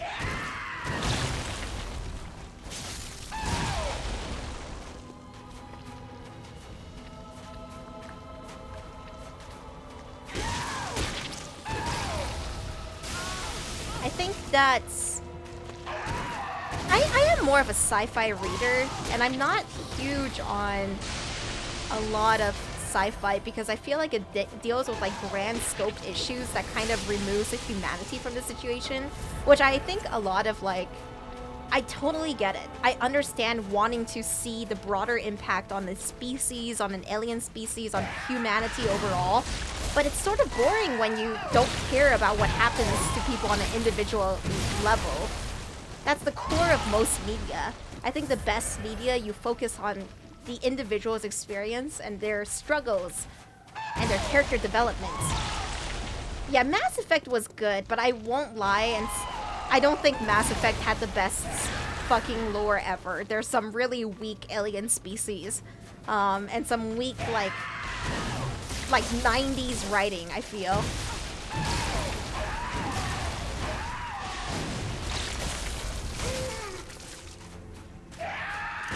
No! Okay. No! Yes, I agree with you, DH. Mass Effect is good for the character writing, but not the lore. Like the alien species are kind of uninteresting, but I cared about all of the cast so much. The Normandy, Garrus, my beloved! Ain't Bebop technically 90s writing? It is, but it's ahead of its time, is what I'm trying to say. Kali, Zora, like I love her too. I've never watched Star Trek or Star Wars though, so I'm not a sci-fi expert. I have opinions about stuff like, I think that Interstellar is very interesting. And if you get the chance, I'd say binge Star Trek Lower Decks. You won't get all the references, but I quite like it since it focuses more on lower levels of Federation command. Is that the new like Star Trek remake? I actually have no clue what...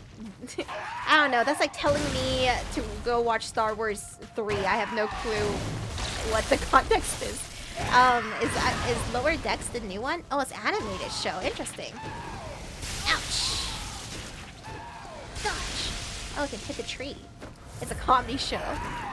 Guys, is Slipping Jimmy real? Is there really a Better Call Saul cartoon called Slipping Jimmy out there? I think about it all the time because I heard of this, but I can't believe it. Was it the one Seth MacFarlane made? Was it Seth MacFarlane? Was it literally Family Guy? Unfortunately, oh my fucking god, dude. What's the point of shitposting when, like, the greatest shitposts already exist?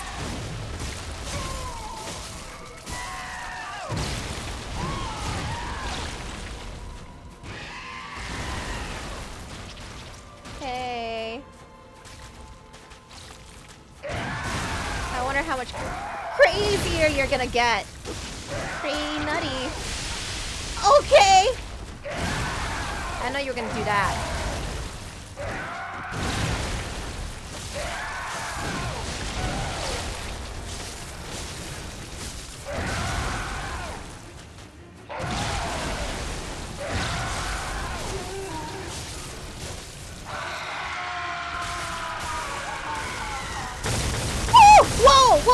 Whoa, hold on. What is that? what are you supposed to do there? Fucking jump? I don't have a jump. If this was Elden Ring, I'd try to jump. Run where? The floor was electrified. This is like Invisible Man.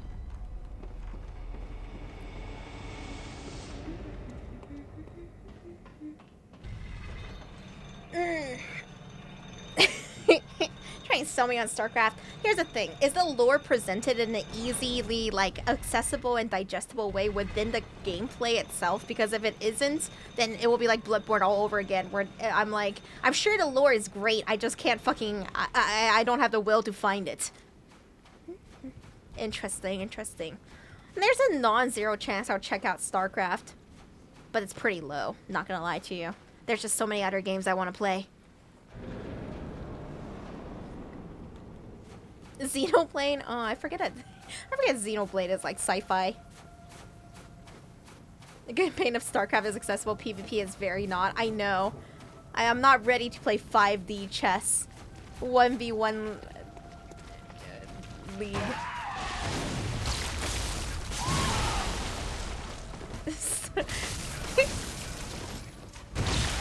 StarCraft is just bootleg Warhammer. I'm inclined to agree. Oh my god. I died. That's on me. Lies of P? I'm seeing a lot of people playing it. I don't know what Lies of P is. It feels like a Gotham. Lies of P sound like... sounds like Ligma or something. Like you're about to be like Lies of PDs. Pinocchio Bloodborne. Interesting. To be honest, my backlog of games is so immense. I don't know if I'm gonna buy like new games that isn't like multiplayer for real. I bought Grounded because it's on sale and I want to play with some of my homies. But I don't know if I'm gonna buy any of these other games. Lies of Penis. Lies in P. Oh, to lie in P. Grounded is so fun. I've been itching for like a good survival craft game. A long time ago, I tried V Rising on stream, and V Rising has shaped up a lot since then. V Rising just gets better and better, but I'm kind of waiting for it to be out of early access.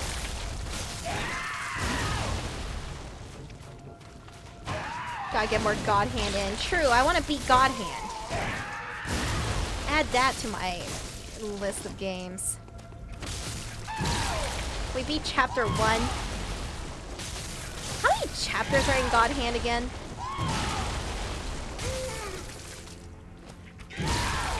I died. Davis go to Forest.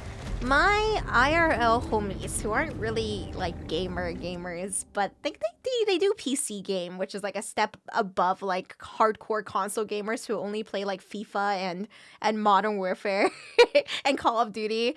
You know what I mean? Like there are tiers of gamers, you know.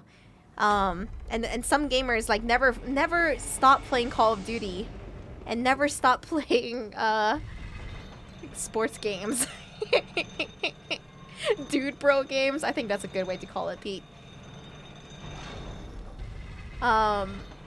Yeah, so my IRL homies are kind of like these homies who play like play sports games, you know. I got them to try Hi-Fi Rush though. I'm really proud of this. I was like I have a list of games that I think is like essential for people to just play and experience, and it's good as a game. The campaign is just good. And I like, my list was like Hi-Fi Rush, and I suggested Titanfall 2 too. I also suggested, but I know they're not gonna play it, Hades. I know there's no shot that these guys will ever consider playing Hades. Convince them to play Getting Over It? No! I want them to play good games.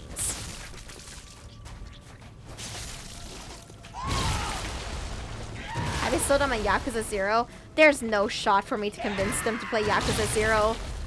These are normie gamers. They cannot understand half the humor in Yakuza 0. I want to, but I just don't think it's a game you can ease people into. What is a normie gamer? It's just dude bros who only play FIFA and like Call of Duty. I'm not saying they're not gamers. I'm just saying they have very limited scope. And I wish they had bigger scope and I wasn't being literally dragged by weird hitboxes anyway. Exactly, Execution. There's no shot they'll play Yakuza 0. They'll be like, too much text, too weird. Why? Damn, like they just wouldn't understand half of it, and they would not get into the story, and they would not play the sub stories.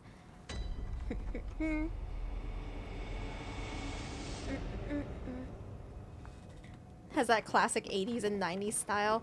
Yakuza in general does. Like Yakuza 1.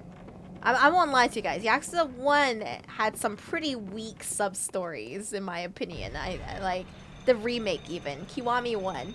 And I think it's just because it's an old and kind of dated game. Also, I will never forgive Kiryu for not double tapping every single fucking opponent that comes near him. I will never understand when Kiryu beats the shit out of someone and just leaves them there, and they come back with a gun or a knife and kill someone close to Kiryu. I just can't. I just will never forgive Kiryu. Literally just killed him, Kiryu. Tied him up. Do something. Don't just fucking leave them there because they come back every fucking time. Without fail, Kiryu. Kiryu has never and will never kill a man. Kiryu is also just devastatingly stupid.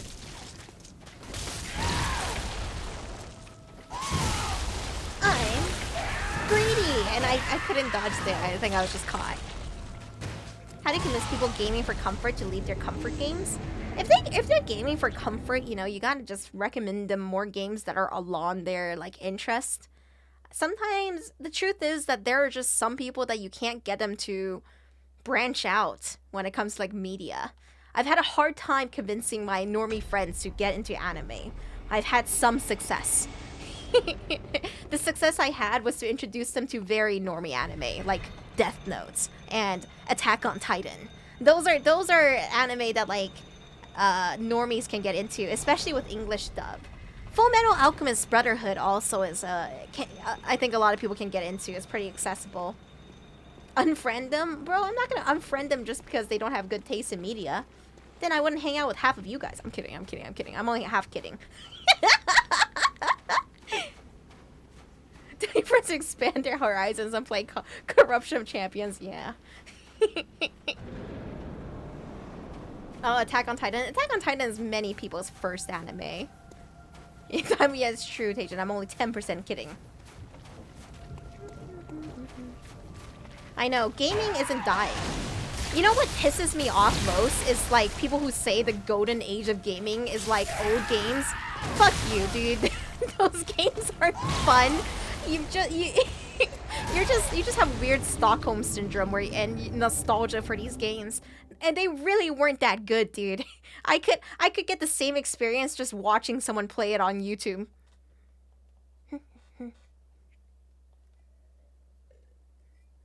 Best year of gaming was 2007. Shut up! It wasn't. My, you know, being like a You know, I can't really say that I didn't get to play a lot of games growing up, because I did. You know, I had like, when I was living with a whole bunch of foster bros, we had like a Wii and a PS3, and that's like half of how I got into gaming. And then I also had like a DS, and so most of my gaming is on like DS and like Wii generation, and some PS3 games. Usually the exclusives. If there was a PS3 exclusive game, I always picked it up. But games, I shit you not, my opinions, games just get more and more fun every like fucking passing day and year. Better games just come out all the time. Like Hi-Fi Rush came out this year and it's just a banger. And if it doesn't win Game of the Year, I'm gonna throw a fucking fit, dude. I threw so many fits at the Game Awards because it had so many stupid picks. And if Hi-Fi Rush doesn't win like best like action game or something, I'm gonna cry, piss, and come in my pants. I can't. The system is truly rigged if Hi-Fi Rush does not succeed. Really? That wasn't a parry.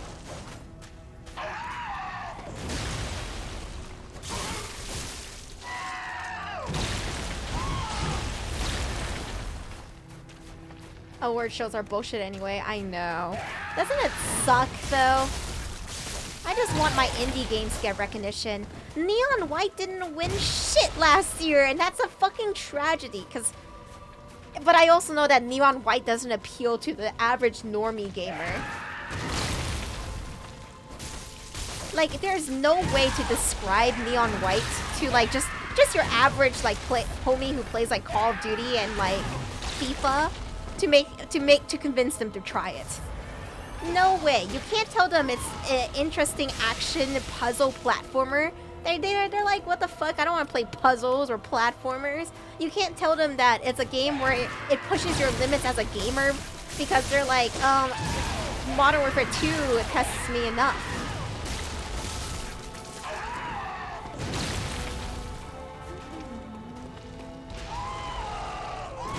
If they play FIFA, just leave them. Yeah, they can't be fixed. Just kidding. That's not true, though. I died. That's not true, you know. I have a video editor named Peyton. He comes and hangs out with us. You guys know Peyton. He I would say Peyton is deep in the FIFA sauce, but we've got him to check out games that I never thought a FIFA homie could get into. That's the best part of the internet and Twitch is you can show people stuff they've never seen. Peyton's a Nintendo gamer. That's true. Peyton is a Nintendo gamer.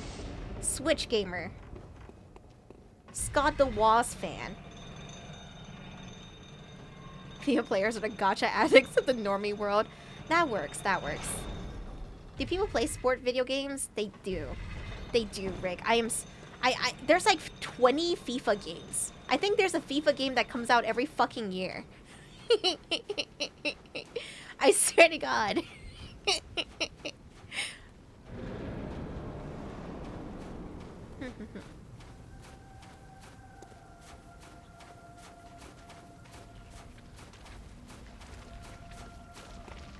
Alright. I'll try to focus and not read chat for once.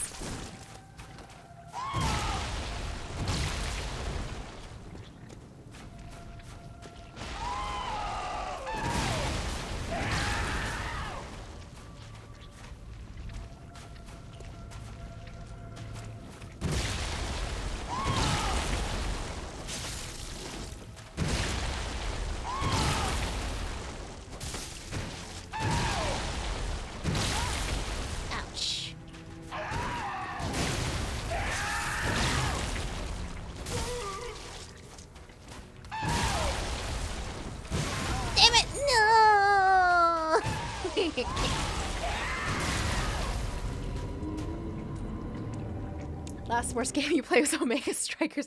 I forget Omega Strikers is a sports game. I think of it more like a faux MOBA game. Does WWE count as a sports game? Yes, it does. You normie. You normie.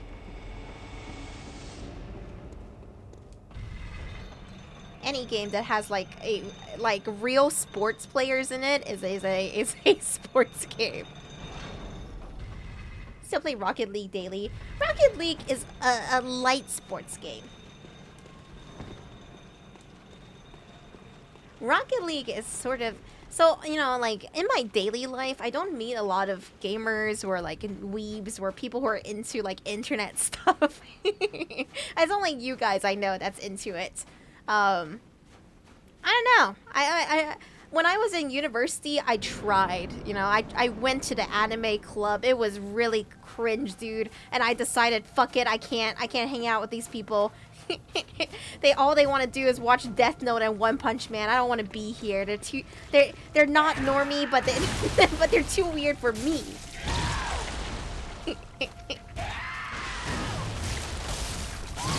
Rocket League was interesting because I had a objectively normie friend who played it, and he was fucking cracked at it. But it was the only game he ever played. Like he was like top rank, not the highest rank, but like Grand Master level or something.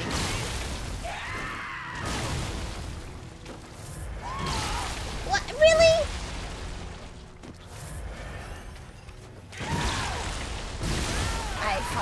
I'm getting too tilted at this guy.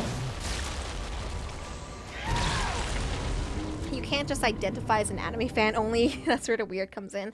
Also, Demon Slayer. Demon Slayer has been pretty good at dragging like normies into anime. I saw some one of my homies when they like just showed up wearing like Tanjiro shoes. Yeah, like shoes that were like green and black, and I was like, yo bro, are those the fucking Tanjiro digs? Like, and he was like, yeah, and I was like, shit dude, you got the most riz out of anyone in this room right now. Demon Slayer's the next Sword Art Online. You might be right, but at least Demon Slayer's good, you know. I'd rather have a generation of weebs that raised on an anime that is actually good than the last generation of weebs who was raised on Sword Art Online, which was trash.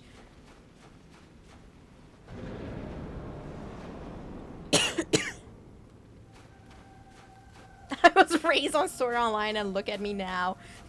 I'm so fucked up. Shut up, DH.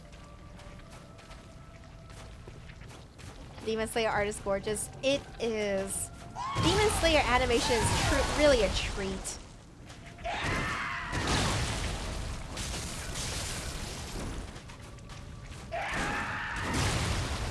Slash. Heal. Walk up to you. Dodge. Dodge. Slash. Slash. Dodge. Dodge. Dodge.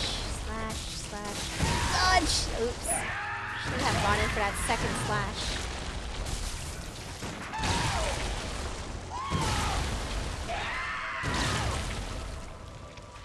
Sorry for stepping on your mom, bro. Grew up on High School DxD and to Love-Ru.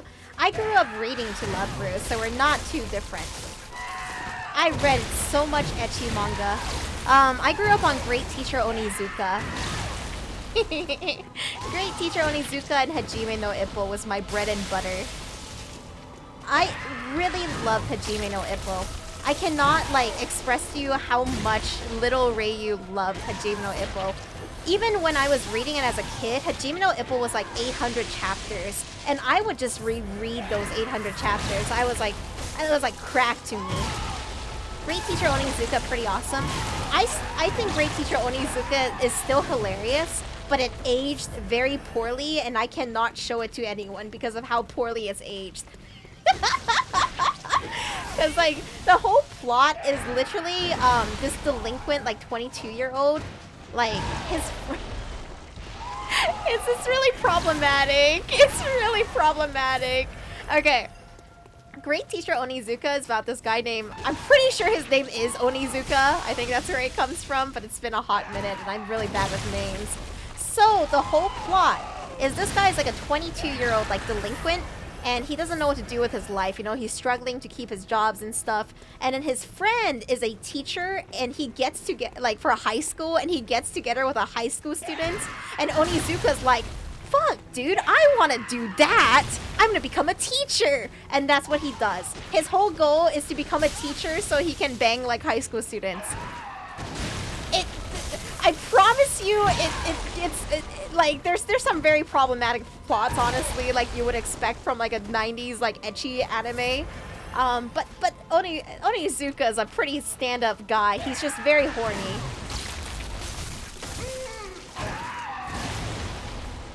Yes, that's straight up the first like 5 chapters. The first 5 chapters is like he just wants to like be terrible. Crazy Joe Onizuka is super wholesome. It has super wholesome moments. He does end up being a stand-up teacher with some sus moments in between. Fuck your hitbox! Oh my god! No! You guys, that was bullshit. That was bullshit. I hate the orphan. He's so stupid. Sounds pretty normal to me. Damn, Zamron. This looks painful. It's not too bad. It's not as bad as Ludwig Phase 1. His screams aren't as grating. And the hitboxes actually aren't... I don't know. I still get caught in some stupid hitboxes, but at least I'm not wrestling with the walls.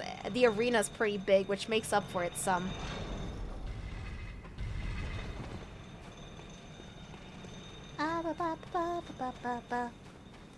Let's see. I was really deep in reading manga as a kid. I still am. Like, most of the media I've ingested in my life is just various manga that I've read through. Trying to remember what else I read. I read a lot of stuff. Oyasumi Punpun is a very interesting, I would say, absurdist tale. Oh my god, dude. I read Oyasumi Punpun when I was a kid, and then I read it again when I grew up. And I felt like I got like completely different messages from it when I read it as a kid and then when I read it as an adult. Wait, really, Zero? You can go into the lake? Let me go try that. Binge read Punpun in a week. It's a thrilling read. I'm also... I think it's gonna be like Yotsuba to where like it's never gonna get an anime. For very different reasons than Yotsuba. Like, I'm pretty sure the Yotsuba author just said, no anime.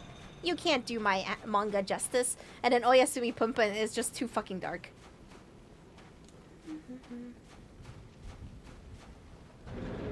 The Little Prince. Oh yeah, The Little Prince. I remember trying to read that in French as a kid. Alright, come with me, orphan. Ah! Okay. How far in the lake can we go together? Can I fall off the lake? How far can we go? Oh, this is it. This is the limit.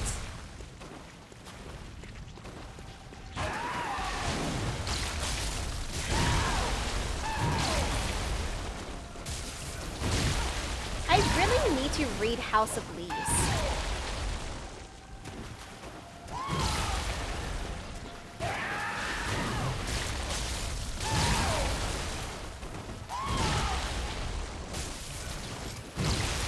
Oh god, it's screaming! No!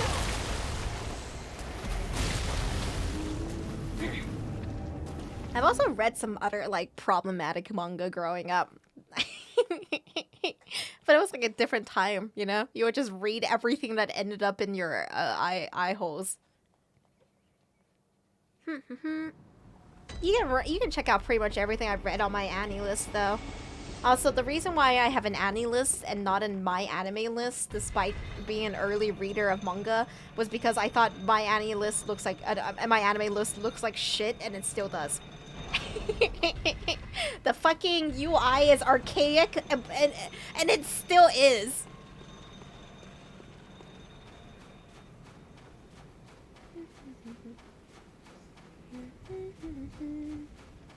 Gans. I am not gonna lie to you. When I was 10, I would deliberately seek out the ecchi tag, so I read a lot of stuff like Howdy, Reiyu. Can't believe it's been a year already. Welcome home, Here's to Ghostlings. another one. Reiyu loves. Welcome. Thank you for tuning in for a whole year. Here's to another year. Hope you've been doing well, Walkhill. What the? Oh god.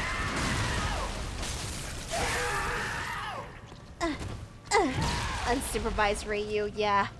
Yeah. Yeah. This is what unsupervised internet time does to a motherfucker. Gantz.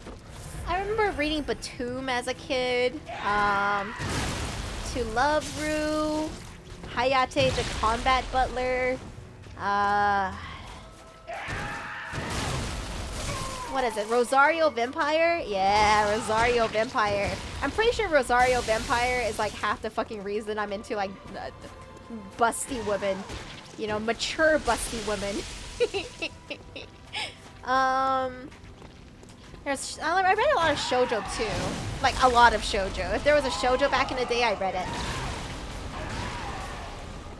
Rosario Vampire was your favorite manga? Yeah, of course. She's so sexy. What about Gantz? I don't remember much about Gantz, so I don't think I ever finished it. But I do think I started it. What other manga did I read? Oh, I read it, like I said, I went through like the whole ecchi tag, and some of my favorites is this mangaka. He drew this series. His art style was very distinct, and he drew 2 series that I liked. One is like MX0, which is like a magic world. It's like a magic high school, and this one guy ends up here, but he doesn't actually have any magic powers. But he pretends that he does, and convinces people he's like the most powerful wizard in the school, all to impress a girl. What is it? I also loved this, the same mangaka as MX0. He also made this manga called Pretty Face. This one did not age well, but it's kind of funny for like a 2000s manga. The whole premise of Pretty Face is this guy has a crush on this girl, right? So he keeps her picture in his wallet even though she doesn't really know him. And he gets into like a car accident. And a mad scientist finds him and reconstructs his body and his face to match his picture in his wallet. So now he looks just like the girl of his dreams. And he like one day, like after his surgery, he takes off his like bandages, and he's like, "What the fuck?" And then the doctor was like, "Yeah, it doesn't match your penis, but." But he's like, "What did you do to me? I can't go out like this." And then he goes and he sees the girl, right? And she's like, oh, "My twin sister, you've come home." And so he spends all his time pretending to be her like twin sister. It's not very good, I won't lie to you, but it's silly and it's ecchi. It's really not good. It's really not good.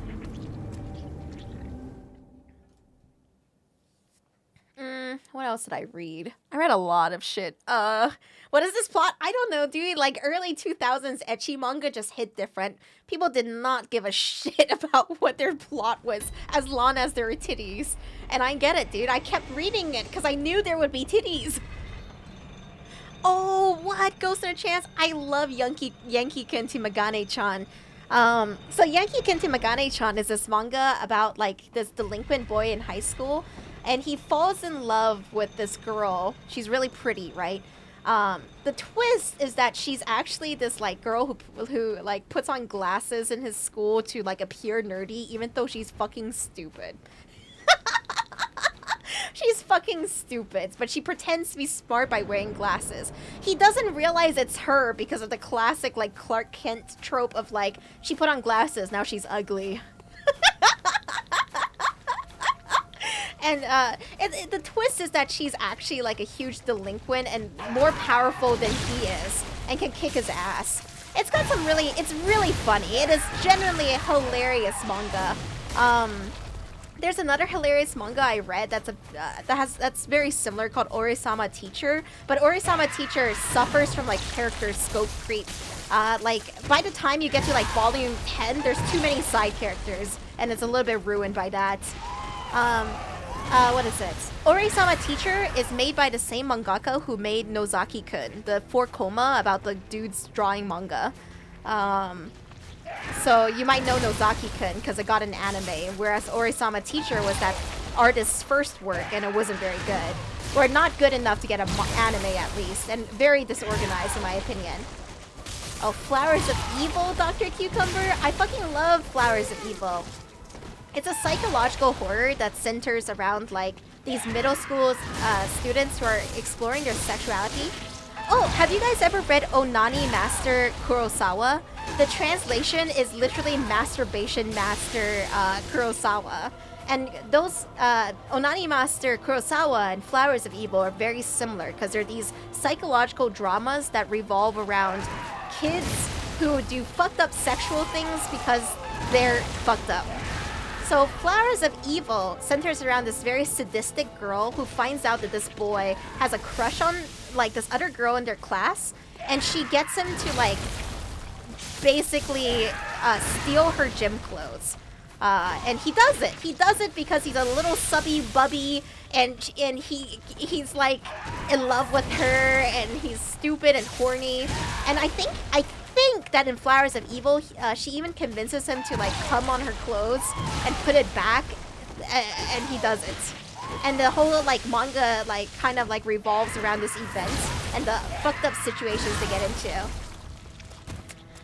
Onani Master Kurosawa is similar to it, but it's about a guy who basically has these like high masturbation fantasies about like girls in his class. And what he does is he goes to the girls' bathroom and he jerks off into the toilet and pretends that the toilet is like the girls in his class. It actually gets really good though. Like, I know that it sounds fucked up. It is. It's a psychological thriller, and it is actually like a pretty good evaluation of like, I guess like how fucked up sex is to like a kid growing up. It's actually really good. But from the premise alone, you would just think it's depraved, but it's pretty. It's got some really good themes to it. Gets more and more fucked up, but has a good ass ending. Yeah. I don't want to spoil anything about it though, but it's actually just really good. I do recommend these series. They're good. They're good, but they do center around like exploring sexuality as a kid.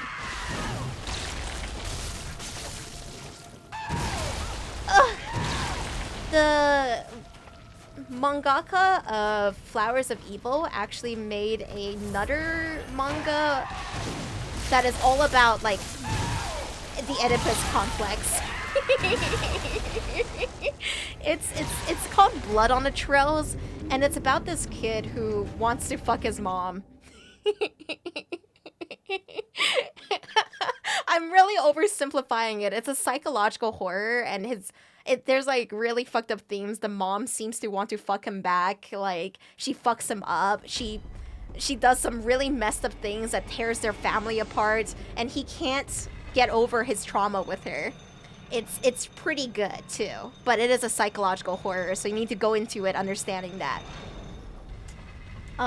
One of my favorite readings that I did back in the day, along with Oyasumi Punpun, is this manga called Koko no Hito.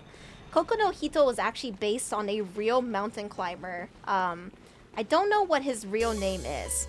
Often of Ghostlings. Thank you, Michael Zaki. Also joined on an interesting conversation, Lamau. welcome, Kosinkadink. Thank you for joining us for 27 months. Hope you've been doing well. So Koko no Hito, it's Kikou space No space Hito, and it's about mountain climbing. It's very shonen, it's very nice, and it gets more and more morbid and psychologically interesting as you read it, because the main character starts to like lose his mind as well as his perception of people as the story goes on. So it sort of starts as like this manga where he just really loves climbing. But he starts to value climbing more than he values his bonds with humanity. It's very good. There's one scene in it where a woman is berating him and he doesn't know how to process the situation, so he literally grabs like a TV remote and tries to like mute her. And it's a very visually stunning and jarring scene. I'm not doing this any justice describing it, but I hope that like the description gives you a sense of the kind of character he becomes. everything for the climb. Exactly. That's how his character eventually like amounts to. What else? As you know, I enjoy like psychological thrillers, and I enjoy really complicated character writing. And Koku no Hito has that in troves. Honey, the remote isn't working. Getting colder. Welcome home, my Hey, Ghostling. Thanks that for 21 reminds me of months. that manga about the kid that is a murderer for her mom. And well, he kinda decides to become her accomplice because he's scared. Anyway, yeah. glad to have you back. Back to the shadows I go. Thanks, Coder. Finding good manga is difficult. I have some high recommendations. I really do recommend these manga heart and soul to some people. I think that if you enjoy like shonen, I cannot recommend Ajin Demi-Human enough. Ajin is my favorite shonen manga. And I'm not up to date with One Piece. The truth is, I skipped a couple of arcs of One Piece to be up to date because I got bored of certain arcs. I've read pretty much most shonen except for Black Clover. I'm sorry, I just couldn't really get into Black Clover. I even read through Seven Deadly Sins, and I don't like Seven Deadly Sins. I didn't miss much. I don't know. I've heard Black Clover has some banger moments. I want to get to know them. You know? How about Berserk? I'm not up to date with Berserk. I was kind of sad after the homie like passed away. What the heck? I got prepared to parry or something. Netflix did it dirty. I don't know what's... okay, so Ajin has a Netflix anime that's CG style. It isn't bad. I thought it was ugly as sin first because of my perception of other CG anime like Flowers of Evil and... what's it fucking called? Flowers of Evil and Berserk. So I was a little bit biased. I was like, dude, fucking CG anime is not the way, and it's dog shit every time. But Ajin is not bad at all. It's actually quite pretty. Last season of Seven Deadly Sins was painful. Seven Deadly Sins, I think, was painful from the moment they literally assigned a number to tell you how powerful every character is. I thought that was fucking stupid. It's the stupidest move you can make. I know that Dragon Ball does the same, but Dragon Ball is like a classic, you know? Seven Deadly Sins is not a classic. Where did they think they were getting off doing that? I have a lot of opinions about shonen manga, and I could talk about it forever. My favorite kind of shonen protagonist is like Ippo, where they work really hard to get strong.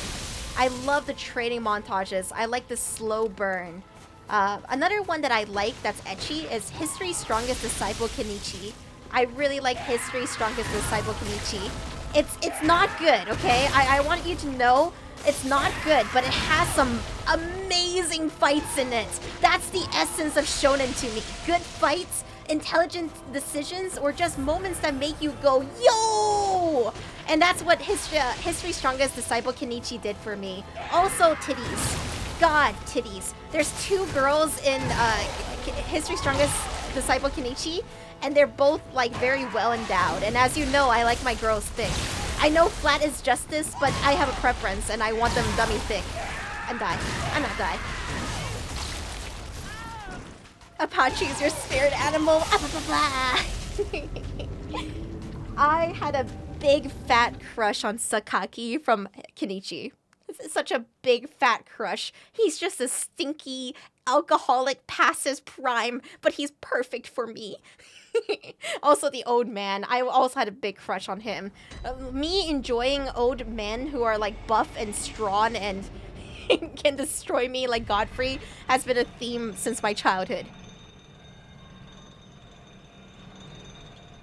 Medium is premium. I get it, dude, but I like them thick. The thicker, the better. With a bit of chubbiness to them. Reiyu, I can fix him moment. I didn't want to fix him. You want to know the truth? The truth is, I shipped Sakaki with Kenichi. You forget that. You forget that I'm a dirty Fujoshi first. And foremost, it's not a good ship and problematic, but I need to remind you I was 10. I was 10 years old. If I dig through my sketchbooks from back then, though, you can probably find some, like, Sakaki x Kenichi artwork.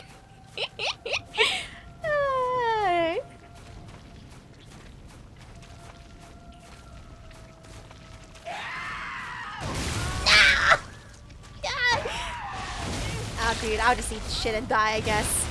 For the record, I forgive you. Dude, I honestly would not know what to say if somebody tried to cancel me for my ships that I had when I was 10. I would tell them to get off the internet. Go touch some grass. Like, that's too silly, dude. I was 10. I know you tried. I know. It wasn't fair. Mew was, like, established to be strong, but honestly, like, Kenichi does the main two girls, the weapon girl and Mew, dirty because, like, they're always the damsel in distress with their clothes getting ripped off just so we can see some nipples. But little me was very, very happy. You know, that's a thing. That's a thing I realized is that, like, anything that had titties in it was, like, 5 times more memorable to me from my childhood. Like, there's some manga that, like, I can't remember the plot to, but if there was, like, a moment of, like, titties, like, flying out, I'm like, I remember everything. Even Inuyasha, I don't know if you guys know this, but in Inuyasha, the manga, there was some titties just out, and I will always remember that.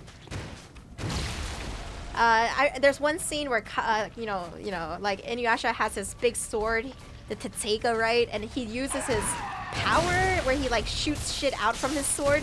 I forget the name of that power. And he, like, slices, I think her name is Kaguya, the fan lady, in half. And her tits are out. And I will always remember that. Take care, Brian. Wind Scar. Yeah, Sparkster. There's a weed name for it, too, though. Ouch.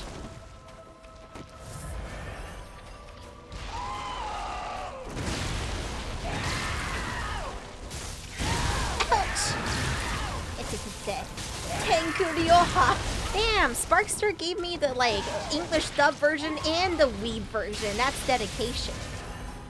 That's dedicatino. Guys, I can't stand that hitbox. It tells me so bad I need to, like, pause the game for a second to process my emotions. But I can't pause because there's no pausing in Dark Souls games.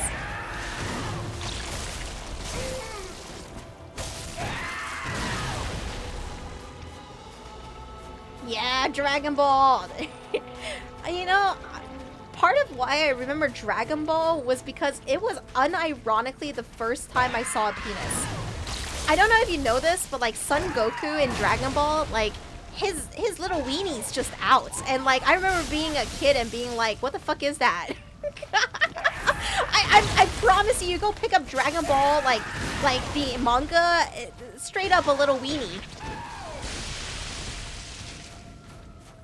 I read a lot of manga as a kid, so I learned a lot of things from manga.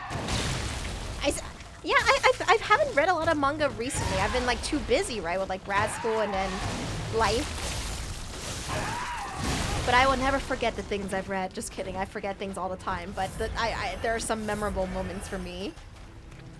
Yes, exactly, Ray Crown King. It's like the Roman statue kind of pee-pee for him. And it's out because, like, Son Goku is, like, fucking naked for, like, a good chunk of the manga. Dragon Ball was pretty pervy. Yes, it was. It was. That's so sad getting colder. Rama 1/2 is so good.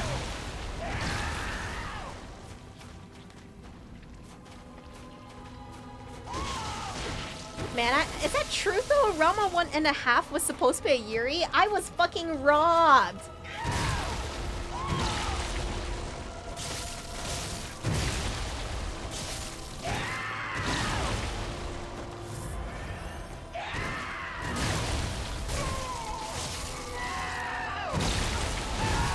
Oh shit. Dodge!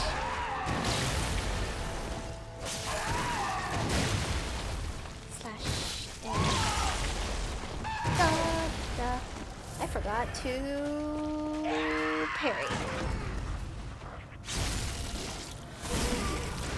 I've been too distracted thinking about manga, okay? I forgot you can parry. Ah, shite. Ah, shite. Okay, hang on. Hey, buddy. Hey, I know you have a crazy, like, lightning move, and I kind of want to fuck with it in the water instead of on this weird surface where I have to start running. Can you do the move just once so I can learn how to dodge it? Okay, okay, okay. Ah! No!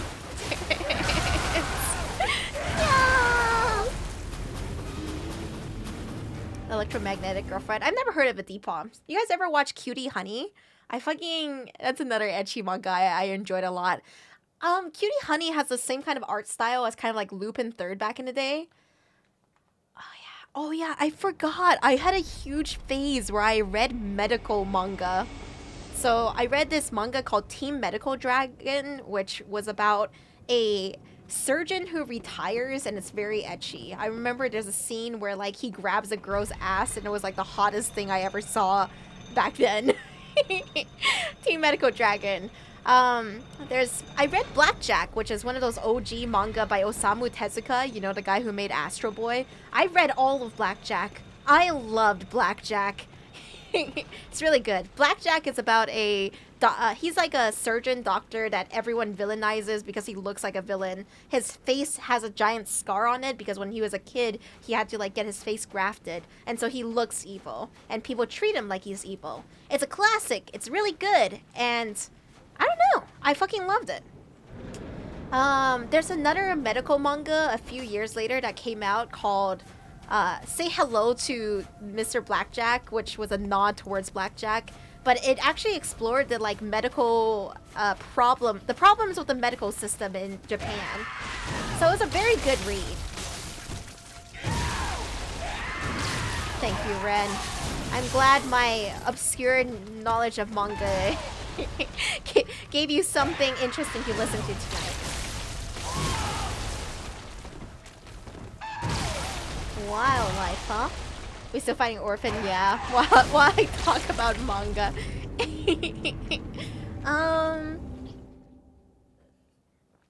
What the fuck is that one manga called? It's not Durarara. It's the other one by Osamu Tezuka about the kid who he was born with no eyes, no sense of taste, no smell, no skin, and as he fights demons, he regains all of those things. Oh yeah, the roll. The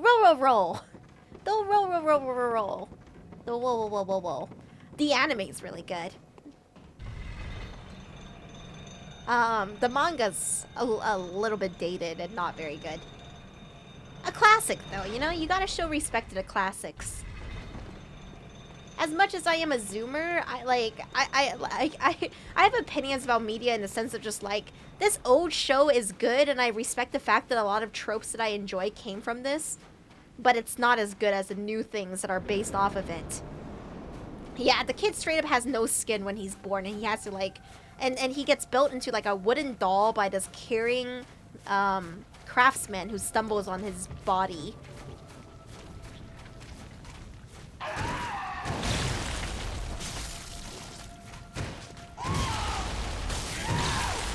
Whoa.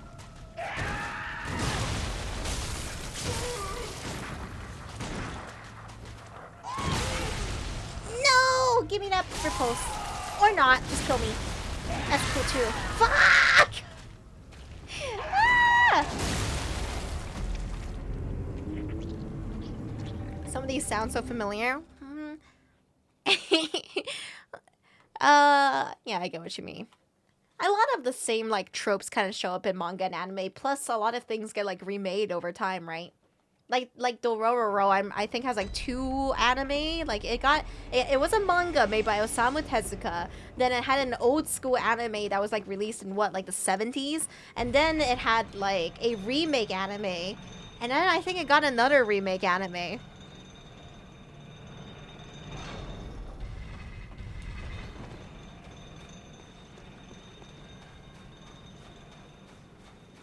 You guys might not notice. I don't even know if it's like something I should say, but like when I was a kid, I was a janitor on the A board of 4chan. They really let anybody in. They really let anybody in. I want you to know I was like 10.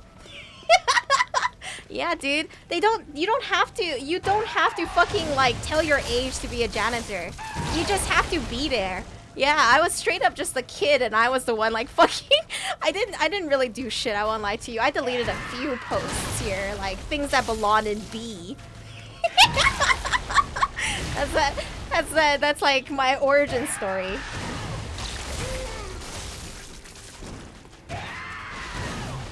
I'm sorry that happened.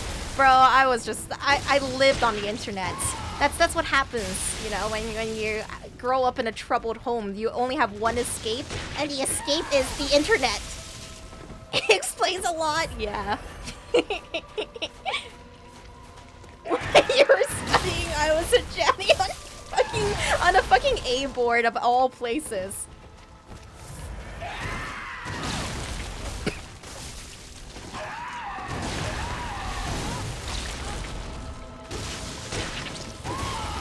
Shit, okay.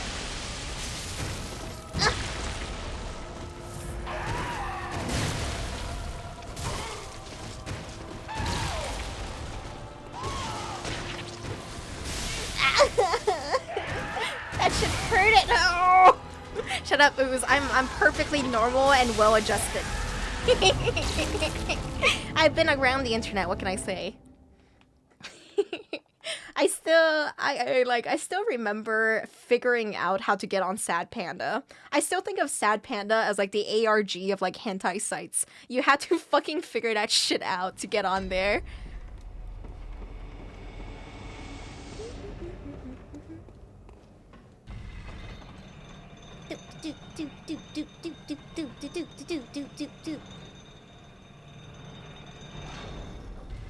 Keep reading dumb rom-com. I read a lot of shoujo manga back in the day too.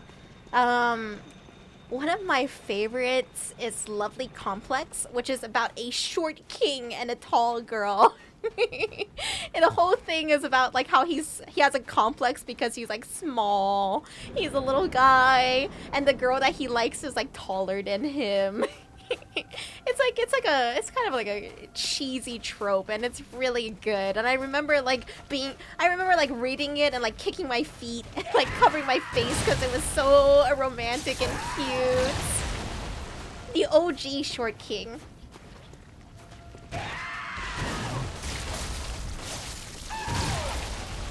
There's one that's objectively not very good, but I have a fond space for it in my heart. It's called High School Debut, or Coco Debut. It's about like a girl who like is kind of a tomboy. She has like no sense of fashion, so she asks this like popular guy at school to teach her how to have a sense of fashion and stuff like that. They eventually fall in love. It's pretty cute. It's not very good, but I remember being very fond of it. You guys know Kuragi Kume, I think is the name? Or Princess Jellyfish? Is it Princess Jellyfish? That's one of my favorites.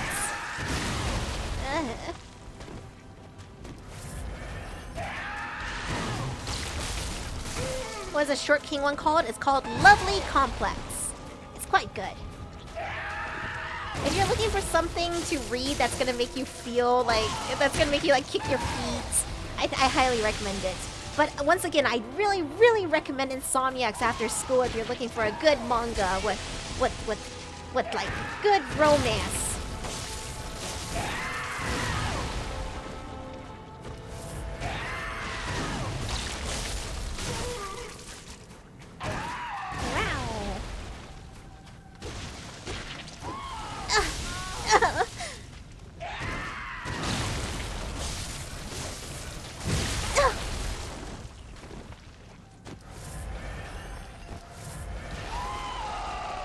I can parry him.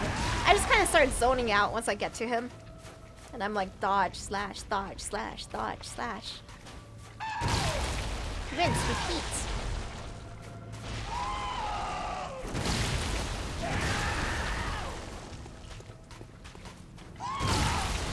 Oh, didn't work. No! These hitboxes are so dumb! Okay. They go nowhere? Okay, if you want like a pretty good romance manga from back in the day was Dengeki Daisy.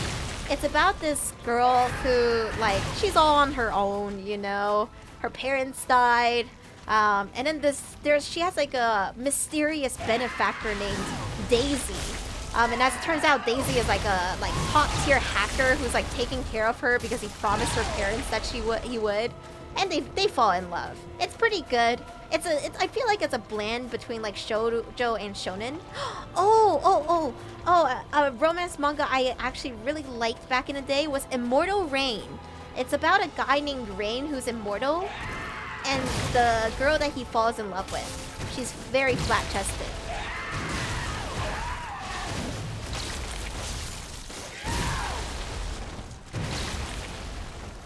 Think of other romance manga because I read a lot, but I do agree that they sometimes just go nowhere. You sometimes just don't get to see, like, I hate when romance manga end the moment they get together because I want to see them be in love and do cute things and just, you know, make out and stuff. Sheesh, why is it so hard? I don't wanna watch them like I don't want to watch them, like, fall in love and that's it. Where's the good stuff? I don't know that one you tried. You might have to unweebify the name for me to recognize it sometimes. Oh, train molestation is a very base tag.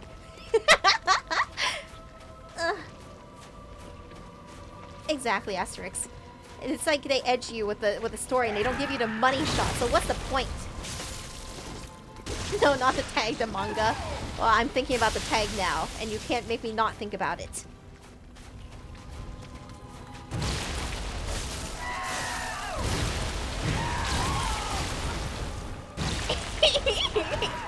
I try not to get tilted by his stupid massive hitbox. Impossible.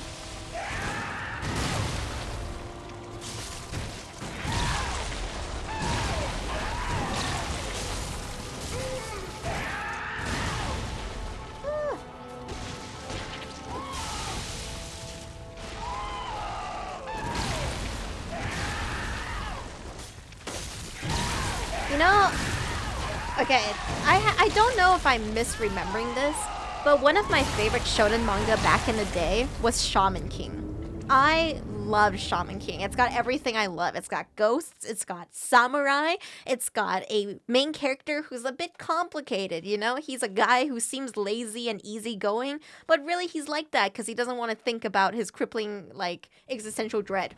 And then that's way too relatable, right? Fucking manga goes off the rails.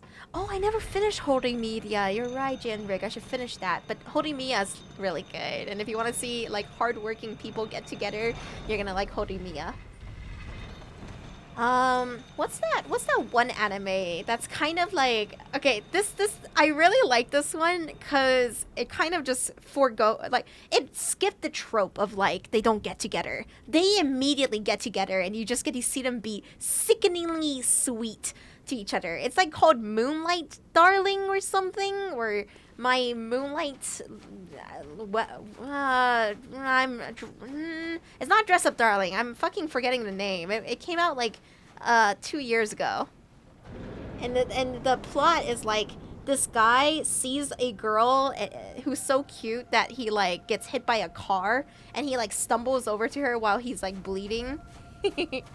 and he's like, I love you, please marry me, and then he just like passes out. Yeah, it's Fly Me to the Moon. It's if you want like a stupid silly romance anime where they get together immediately, Fly Me to the Moon is good.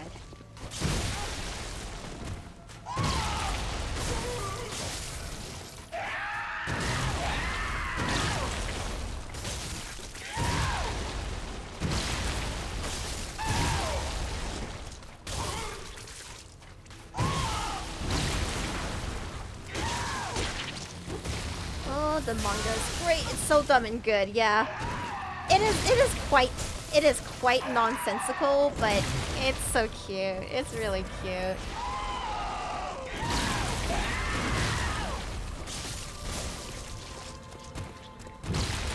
Some of the okay. So some of the best romance manga I read might be like for comas actually. Like what is it?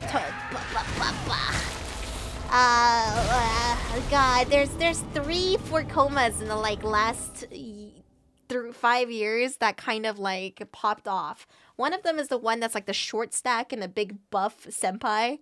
I love that one. That one's so good. It got an anime, right? I should watch the anime. Yeah. There's that other one that's like Toma-chan's a girl, I think is something name. I also want you guys to know I can straight up read a manga front cover to back cover and not process any of the names in a manga. It's a bad ADHD thing for me, but I can tell you all about the plot. Oh, you tried. Huh? Nice. Are you gonna be like on a translation team? Yes. 4 koma is just like the manga structure that's like, you know, you got 4 panels like Nichijo or Azumanga Dao or anything. Tomo-chan wa onanoko. Yeah, it's like Tomo-chan's a girl. And it's about this cute tomboy girl, you know, she wears the spats under her shorts. And like she's in love with this guy, but he doesn't treat her like a girl because she's such a tomboy. So it's got like it's got that like kind of silly trope. It's pretty good.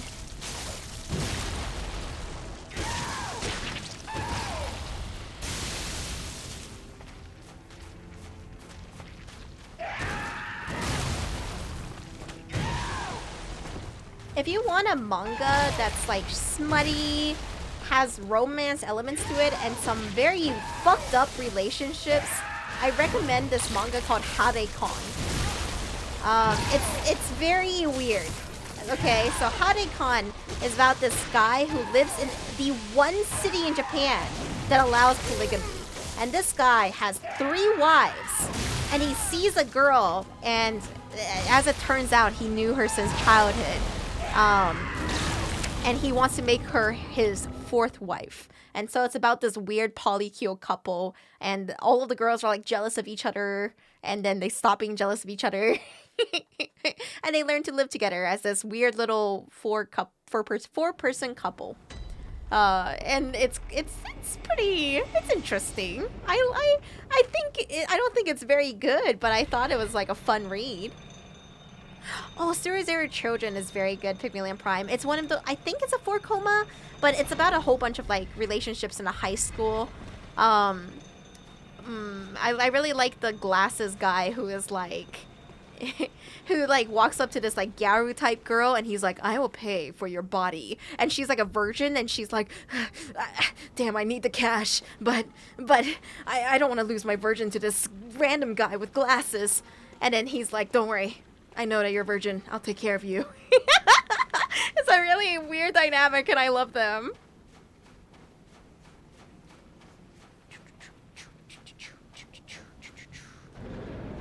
I think of other romance manga. That was like my main haunt. I can't think of any where I'm just like, I think that it was a banger from start to finish relationship. Like Dengeki Daisy, I think is pretty good. It kept me, it made my heart flutter, you know? It made my heart flutter, and that's my gauge for it.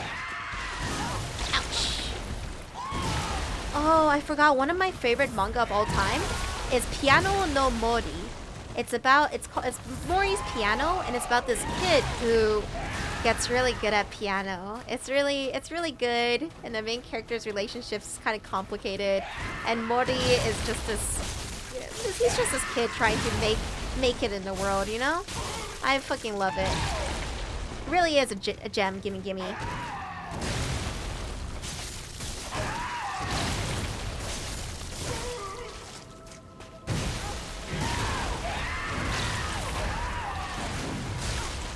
What the fuck?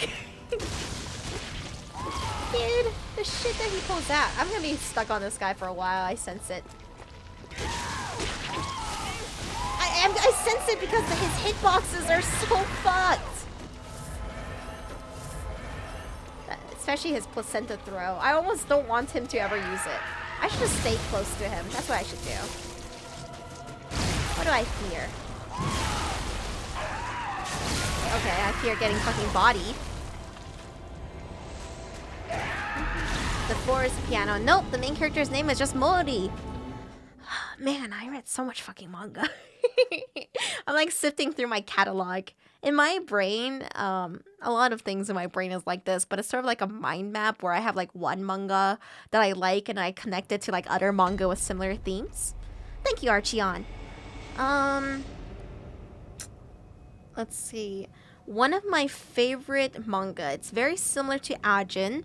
However, it goes nowhere. This is something I'm devastated to reveal. It's a banger, but it goes nowhere, and I don't know like what the fuck is going on with this manga anymore. I used to wait for like weekly translations from the translation team, and then they just died. So I don't know. I guess the mangaka gave up, but it's called Immortal Hounds, and the best way I can describe it is this is a world where everyone is inherently immortal. So like everyone is immortal here. You regenerate when you die. So this leads to very interesting world building where if people get a code in this world, they will just straight up kill themselves because they will regenerate without that code. If you have any like physical ailments, you will regenerate once you like wake up from death without that physical ailment. So like world building wise, what that means is like they have these like basically like peaceful suicide pills that you can take in order to like wake up without that code or without like injury, right? Yeah, so healthcare is cyanide in this world. If you are, however, born with a disability, it does not get healed. So it's sort of like just it's sort of like based on your genetic state, I guess is a good way to put it. But there's one hiccup in this world. There's a disease that can be transferred only if you fall in love with somebody who's not immortal. If you fall in love with somebody who's not immortal, who has this disease, and they're called a vector, you lose your immortality. And so this leads to like situations where some people are just like so the main character is this detective guy, and his sister, like, you know, she has a code, so she does the usual thing where she takes a pill, she goes to sleep, she's supposed to wake up the next day without the code, but she just dies. And he makes it his mission to find these vectors and like take them out so that this never happens again to anyone. And what happens is there's this girl named Rin Kazuma. Her whole theme is wind chime. I love her. She's this cute glasses wearing tomboy with like a nice chest. And she is a escape artist. So basically a vector, but her job is to like help people escape. Help vectors escape situations where they're about to get arrested or caught. She's trying to preserve these vectors, these people who are not immortal and carry this disease that can make other immortal people not immortal. And the combat in this world is crazy because it's like Ajin, right? Where if everyone's immortal, the shit you have to do to keep them down is pretty nutty. So she's decked to the nines. So if you want to see cute tomboy girls with glasses with fucking massive artillery, this is the manga for you. And that's something I love. I love like unique artillery. I love girls with guns. So I've really liked Immortal Hounds, and I love the combat in it because Rin pops off. She will shoot the same people over and over. She will immobilize them cleverly. It's pretty good. But the charm of this manga, it's called Immortal Hounds. The charm of this manga is that like Rin is like, she's not a socialite. She is awkward. Her mission in life is to kill, and she thinks of herself as unlovable. And her mission is to make this detective fall in love with her. So it's this interesting little like manga that feels like you're watching two asexual, aromantic people dance around each other and try not to fall in love with each other. But the manga kind of died. I was so excited for it, and then it died. the guy she was interested in wasn't a guy at all. DNC faded. Is this a girl? Is this Yuri? Is this Yuri? Makes me excited. Guys, I really need to focus on the game, but all I can think about is manga. I have so much stuff on my to-read list that I haven't looked at in forever. Oh my god. Oh my god, shoujo ai. I just want to see homies in love. But do I really need to focus? Maybe not. Maybe you're right. Maybe I can just keep winging it. Nope, I think I can't wing it. I died. To-read list, yes, it's massive. I don't know. Immortal Hounds, I think Immortal Hounds had like 20 chapters before it just disappeared. Made me sad. Sorry, I just like, I straight up like have too much thoughts about like media all the time. And because my childhood was spent knee deep in manga, it's like my go-to, like at any moment I'm probably thinking about some old manga I read and the lessons I learned from it.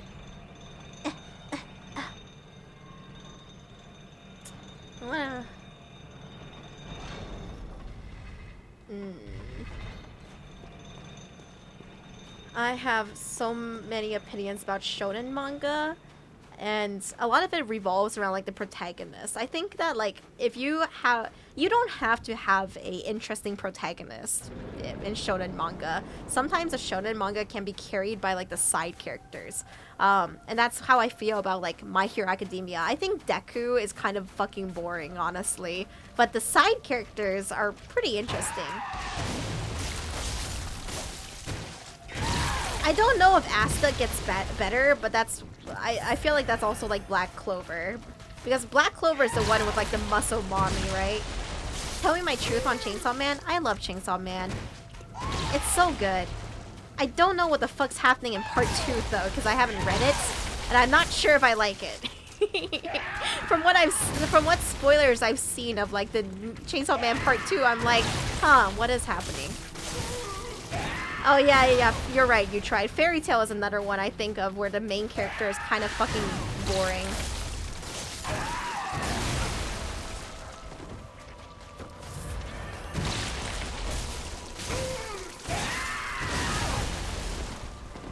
Part 2 gets good. I'm gonna wait until the manga's over to like read it, I think. Or until the anime comes out and I get too impatient. Black Clover is the new Naruto. I guess. I actually, so like, this is controversial, but I actually liked Naruto at the start. Like Naruto the character. Because he was one of the first, like, you know, just a kid acting up because he had a shitty childhood. I'm very soft for that, you know? Kids who'd gone through some shit growing up. He literally got bullied by like the whole fucking village. And like Naruto was one of the first to just be this like bratty kid because he was struggling. So I'm quite fond of him. I think that his character development's kind of lame. And I think that OG Naruto, where it was all about like exams and like, you know, unlocking the next like ninja step, that was awesome. Fuck, dude. I miss old Naruto. I am a bit nostalgic of like being a kid looking up like at the anime in 3 parts on YouTube, trying to piece together the whole anime. Yeah, I did not really care about Shippuden onwards. I think that power scope creep is like is really bad in shonen manga in general, and it tends to kill my interest in a manga. So this one's kind of controversial. I think One Piece is a classic, and I think there's a lot of great battles in One Piece and plot developments in it today. But my interest was killed by the 3 years later time skip. I lose interest after a time skip. I am interested in seeing the development that happens, not like just suddenly having these characters change beyond recognition, and now I have to go with this like cast who's kind of the same, but not really because they went through some shit off screen that we didn't get to see. And I'm very fond of One Piece. One Piece and Hajime no Ippo were like manga that I would read and reread over and over, like because I had nothing else to do as a kid. Ruby time skip. Look, there's so many shonen manga that had a time skip and it killed my interest in it. Fairy Tail has a really bad one, and Fairy Tail, like, I don't know. Fairy Tail is like, I know it's like a lot of people's bread and butter, but it's not mine. Fairy Tail has a time skip that kind of killed it for me. Naruto did. One Piece did. I think that when you reach like that kind of time skip thing, it's just like a mark that you're about to have power scope.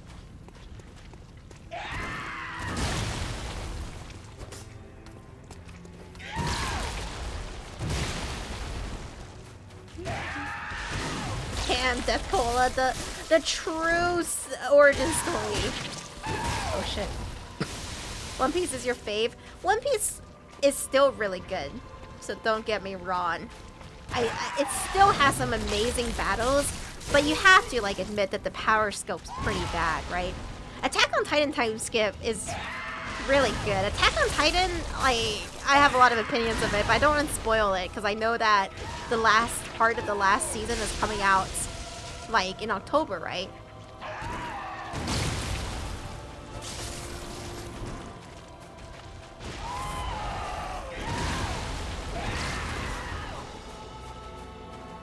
Don't mind a One Piece time skip. I don't know.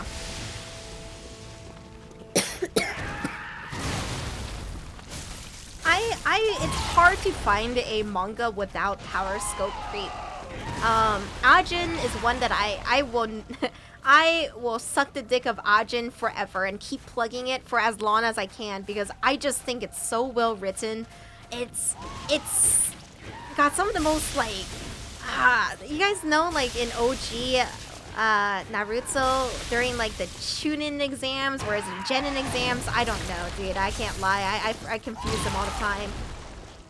But you know, there's like a battle with Shikamaru, right? I always think of this battle when I think of Ajin because it was just such a good battle. So in this battle, Shikamaru, his ability is that if his shadow touches someone else's shadow, he can freeze their body. So it's basically like if he succeeds in doing this, he wins, right? And there's this fun battle where he takes off his headband and everyone notices his headband is gone, but they just think it fell off in the heat of battle. But what he did was he actually threw his headband in the sky so that it would fall down like a parachute and connect his shadows with this person so that his shadows touching them. And it's such a cool, nifty trick that felt good to read. It felt good to like see and witness because it was clever and it made sense with his abilities. And if you enjoy that feeling of like, wow, how did they think of that? Or, wow, that's a great idea. That was really smart of him. You will love Ajin. Ajin is just intelligent battle after intelligent battle. The protagonist and the main antagonist are just so smart and cool. And they play around the rules established in the universe for their powers. And it's really good. It's so good.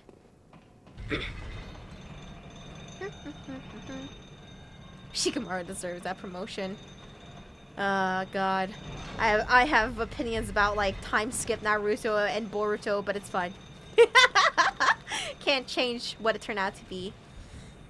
Alright, I have to hit my fucking inhaler. 1 sec.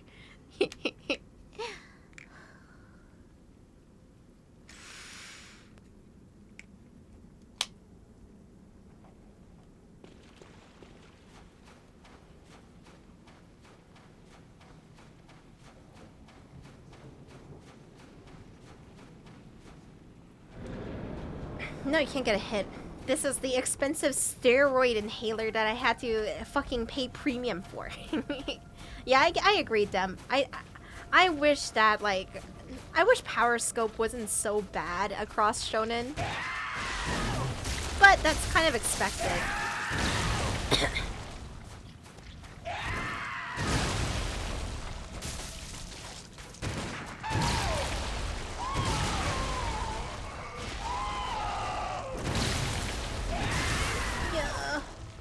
Berserk time skips. Okay, Berserk time skips were fine, because, like, the first one is to show, like, Guts and Griffith and Casca's, like, childhood versus, or, like, their teenage years versus their, like, adult years. Yeah, their adult years where everything was peaches and cream and it was awesome and nothing bad happens ever.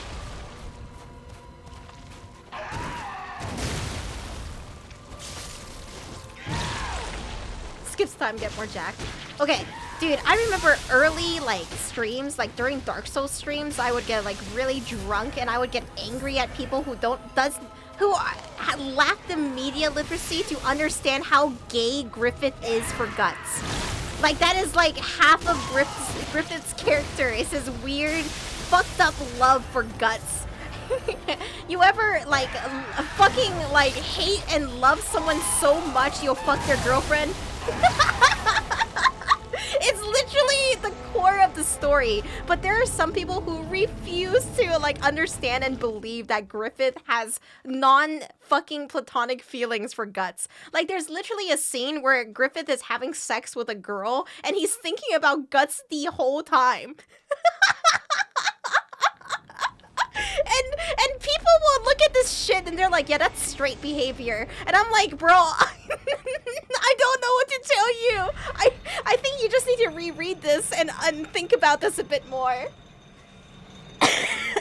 Everything that happens in Berserk is because his boyfriend left. Yeah. Yeah. Yeah. Damn, sorry. I think I might already be at, like, the end of my energy for the night, but I'm gonna keep going a bit more. Griffith loves people by controlling them. You're right. You're right.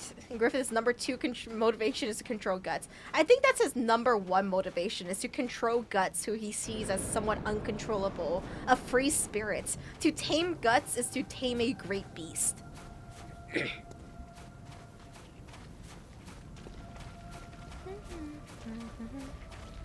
Damn, Execute, that sounds badass! The beast itself.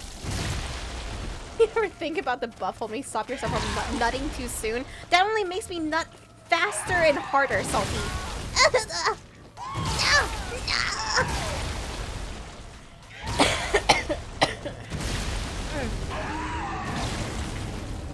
It's mostly the coughing that, like, makes me so fatigued.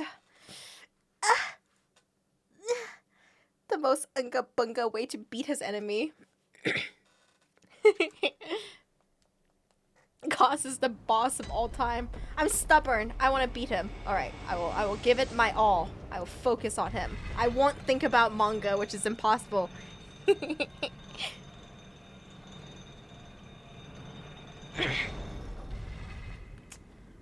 God.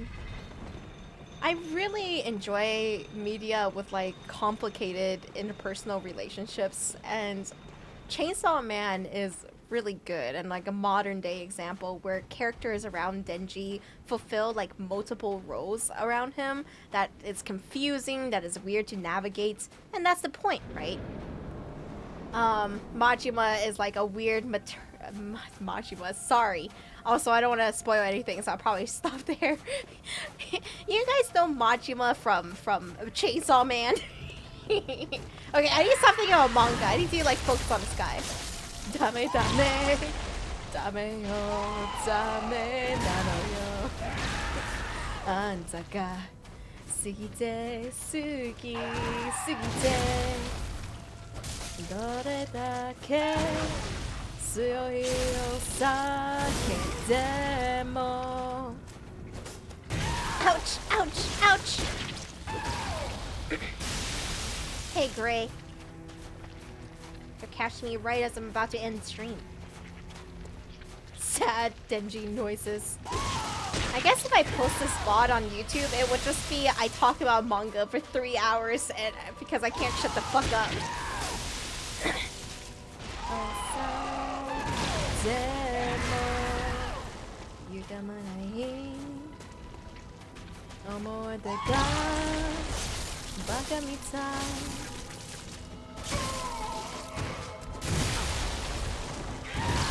My like a podcast. Wow, Orphan of Cost screams like Tom in the background. Shut up, Round.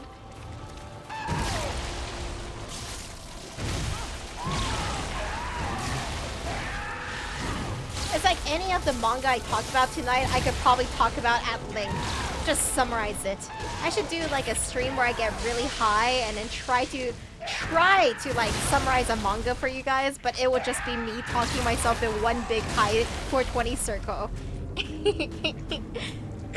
Yes, notoriously the author of Chainsaw Man says that his motivation, like his inspiration for the women that he draws in his he draw in his manga, who are all like very sadistic and mocking, is because one time he fell off his bike and a woman like laughed at him, and that changed him forever.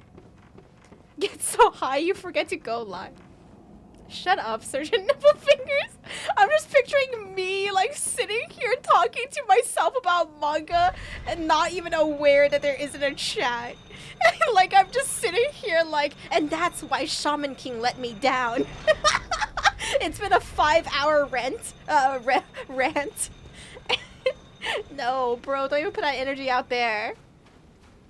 You gotta let it go, Ray. Your chat is gone. Never press the go live button. You guys were just saying things like responding to me in a weird way, like you could read my brain. Oh shit, Chilo hit 200,000 in the hee hee ha challenge.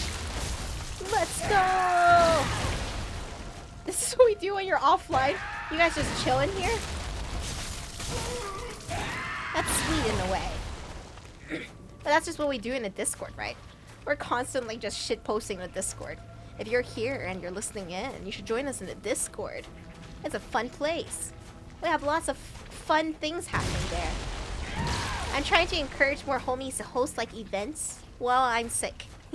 so that if cool things are happening in Discord, I can just like wake up and be like, what's happening? And I just join in. Shitposting is love. Shitposting is life. No! TTS chats would confuse the hell out of me if I were high. It does. I don't really process them well when I'm high, because I have auditory processing issues.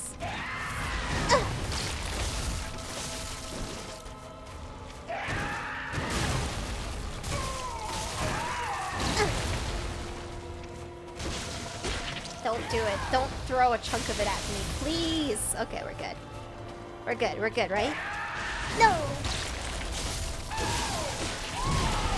They might have been Easter. Process this pants grab. Pants are grabbed.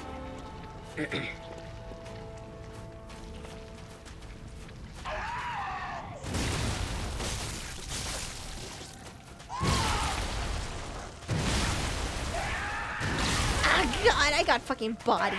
That was just 3 very unfortunate events in a row.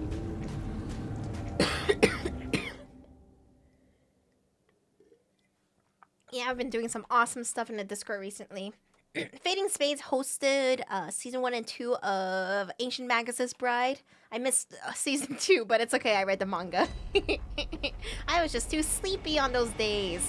That's one thing about like pneumonia, like recovery and just weird hours of fatigue is in the last week, I've woken up at like 10 p.m., 4 p.m., 4 a.m.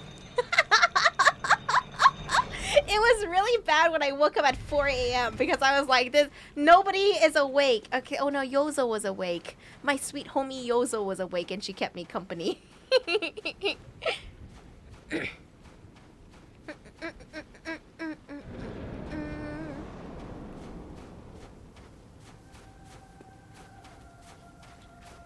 I wonder if Yozo's so streaming.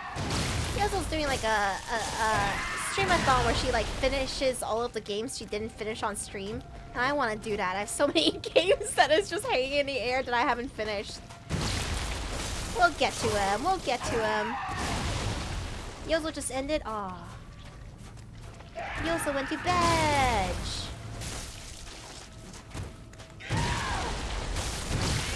No. finish Dead Cells. Does Dead Cells have an ending? Like, is it like Hades, where if you win 10 runs, you get like an epilogue?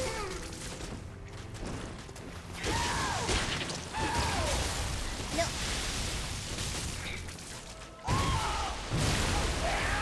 No, dude, this 3-hit always bodies me and kills me. Pigeon rat. You know what? I'll do it someday. I really will. I promise you. There's 428 bad endings I haven't got. The only thing is, there is one thing that killed my motivation to go back to 428. I think I lost one of the VODs for it. And that feels really bad, you know? Like if I post it all on YouTube, it would be missing a chunk of the story. And so that made me sad. And then I was like, fuck it, I'm not gonna finish 428. But I can go back and look through, see if like I have all of the VODs still. I hope I do. There's a couple of VODs that disappeared with time. But the one that I'm most sad about, our 12 minutes playthrough, that was so fucking funny. It's okay though, because Peyton made a highlights video that had like the gist of it, but there was just some like, there's just a couple of moments in it that I wanted to revisit, and I was sad to find out that the VOD just died. Sekiro also get isekai'd? Really? Oh yeah, there's a couple of parts of Sekiro that got isekai'd. During my first subathon, I just didn't have the space on my hard drive to store all of that, so my first subathon is lost. Sag. Fortnite Kaze enjoying the licks.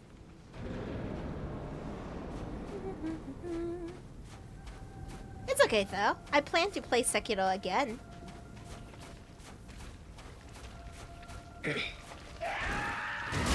Oh my god. Oh my god, no. Oh no. No, no, no. Panic. No. Fuck. I should have panicked. Alright, guys. I think I should go to sleep. I'm sorry all I did was talk about manga, why I barely paid attention to the orphan. All I did was talk about manga for like 3 hours. Alright. No sorries. It was fun. I had a lot of fun, and I got to hear about you guys' like taste in manga. As always, if you have recommendation, come to the Discord. Come hang out with us in the Discord. We have like channels for everything, and you can like put recommendations for me in the subs only chat, or you can just talk about your favorite shit in our many channels and forums. It's got plenty of space. You got lots of space to talk, and I won't lie. I used to be able to read through everything, but then I haven't read through everything recently. But I do read through it a lot, and I come hang out in there a lot. So this is the best place to reach out, is the Discord. Come to the YouTube, come to the VODs channel, come to the Twitter, just come. This month we have a meme box. Like, we have a bunch of memes for our box. our merch is all memes, including a Family Guy dead pose Reiyu, and a Reiyu is in the jar waiting. You can check it out with our merch with Uwu Markets. What else? Of course, don't forget that you can get gamer subs using my code PEGAHOMIE for 10% off. I like the black cherry flavor the most. It's very yummy. It tastes just like cherry Kool-Aid without the calories and with some gamer supplement vitamins. Waiting for what? I wonder what she's waiting for.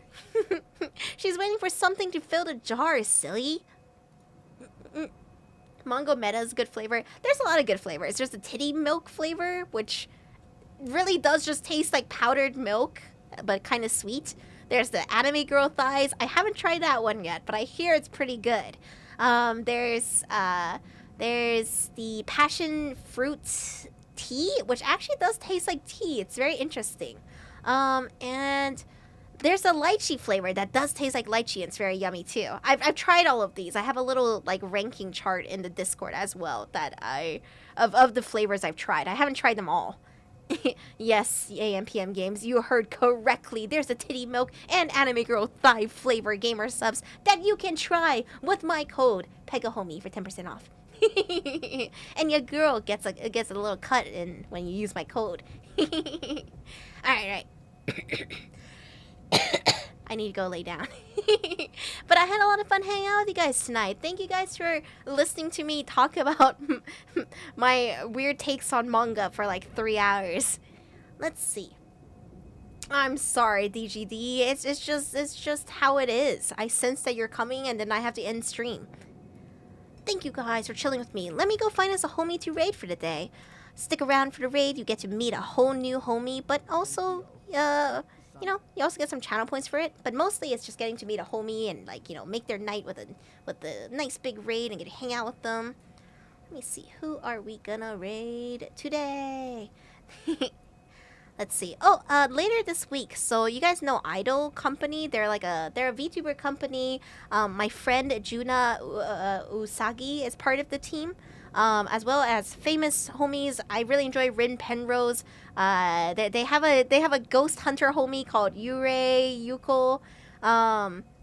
And they're debuting a, like, Generation 2, and I was sponsored to come watch them for an hour. So it's going to be an early stream. It's going to be a weird time. It's going to be at 12 p.m., so noon PT. So several hours earlier than I normally stream. But, you know, I'm really excited to watch these debuts with you. Juna Unagi. Yep. She's my homie. See, Idol Ian. Yeah, I forgot the Idol Ian part. Who are we gonna raid? Who are we gonna raid today? I'll find someone. Ooh, is Madia awake? I think Madia's awake. Yeah, I'm gonna raid Madia. So Madia is doing a streamathon. She freshly debuted a 3D model. She's great. I don't know if she rebranded, but she is a vampire, I think, unless she rebranded. You know, some homies have been rebranding recently. I hope you guys have a great night with Madia, and I'll see you guys soon. Hopefully tomorrow, but most likely on Wednesday, or most likely in the Discord. All right, counting you guys down. 10, 9, 8, 7, 6, 5. Oh, we need a raid message. Congrats on 3D. Reiyu raid. Congrats on 3. There we go. Here's a raid message. Enjoy, Maria. Have a good night with her. Grab the raid message. 5, 4, 3, 2, 1. Ghost night, homies. Have a lovely night. Have a good night. See you guys. And off you go. Boom.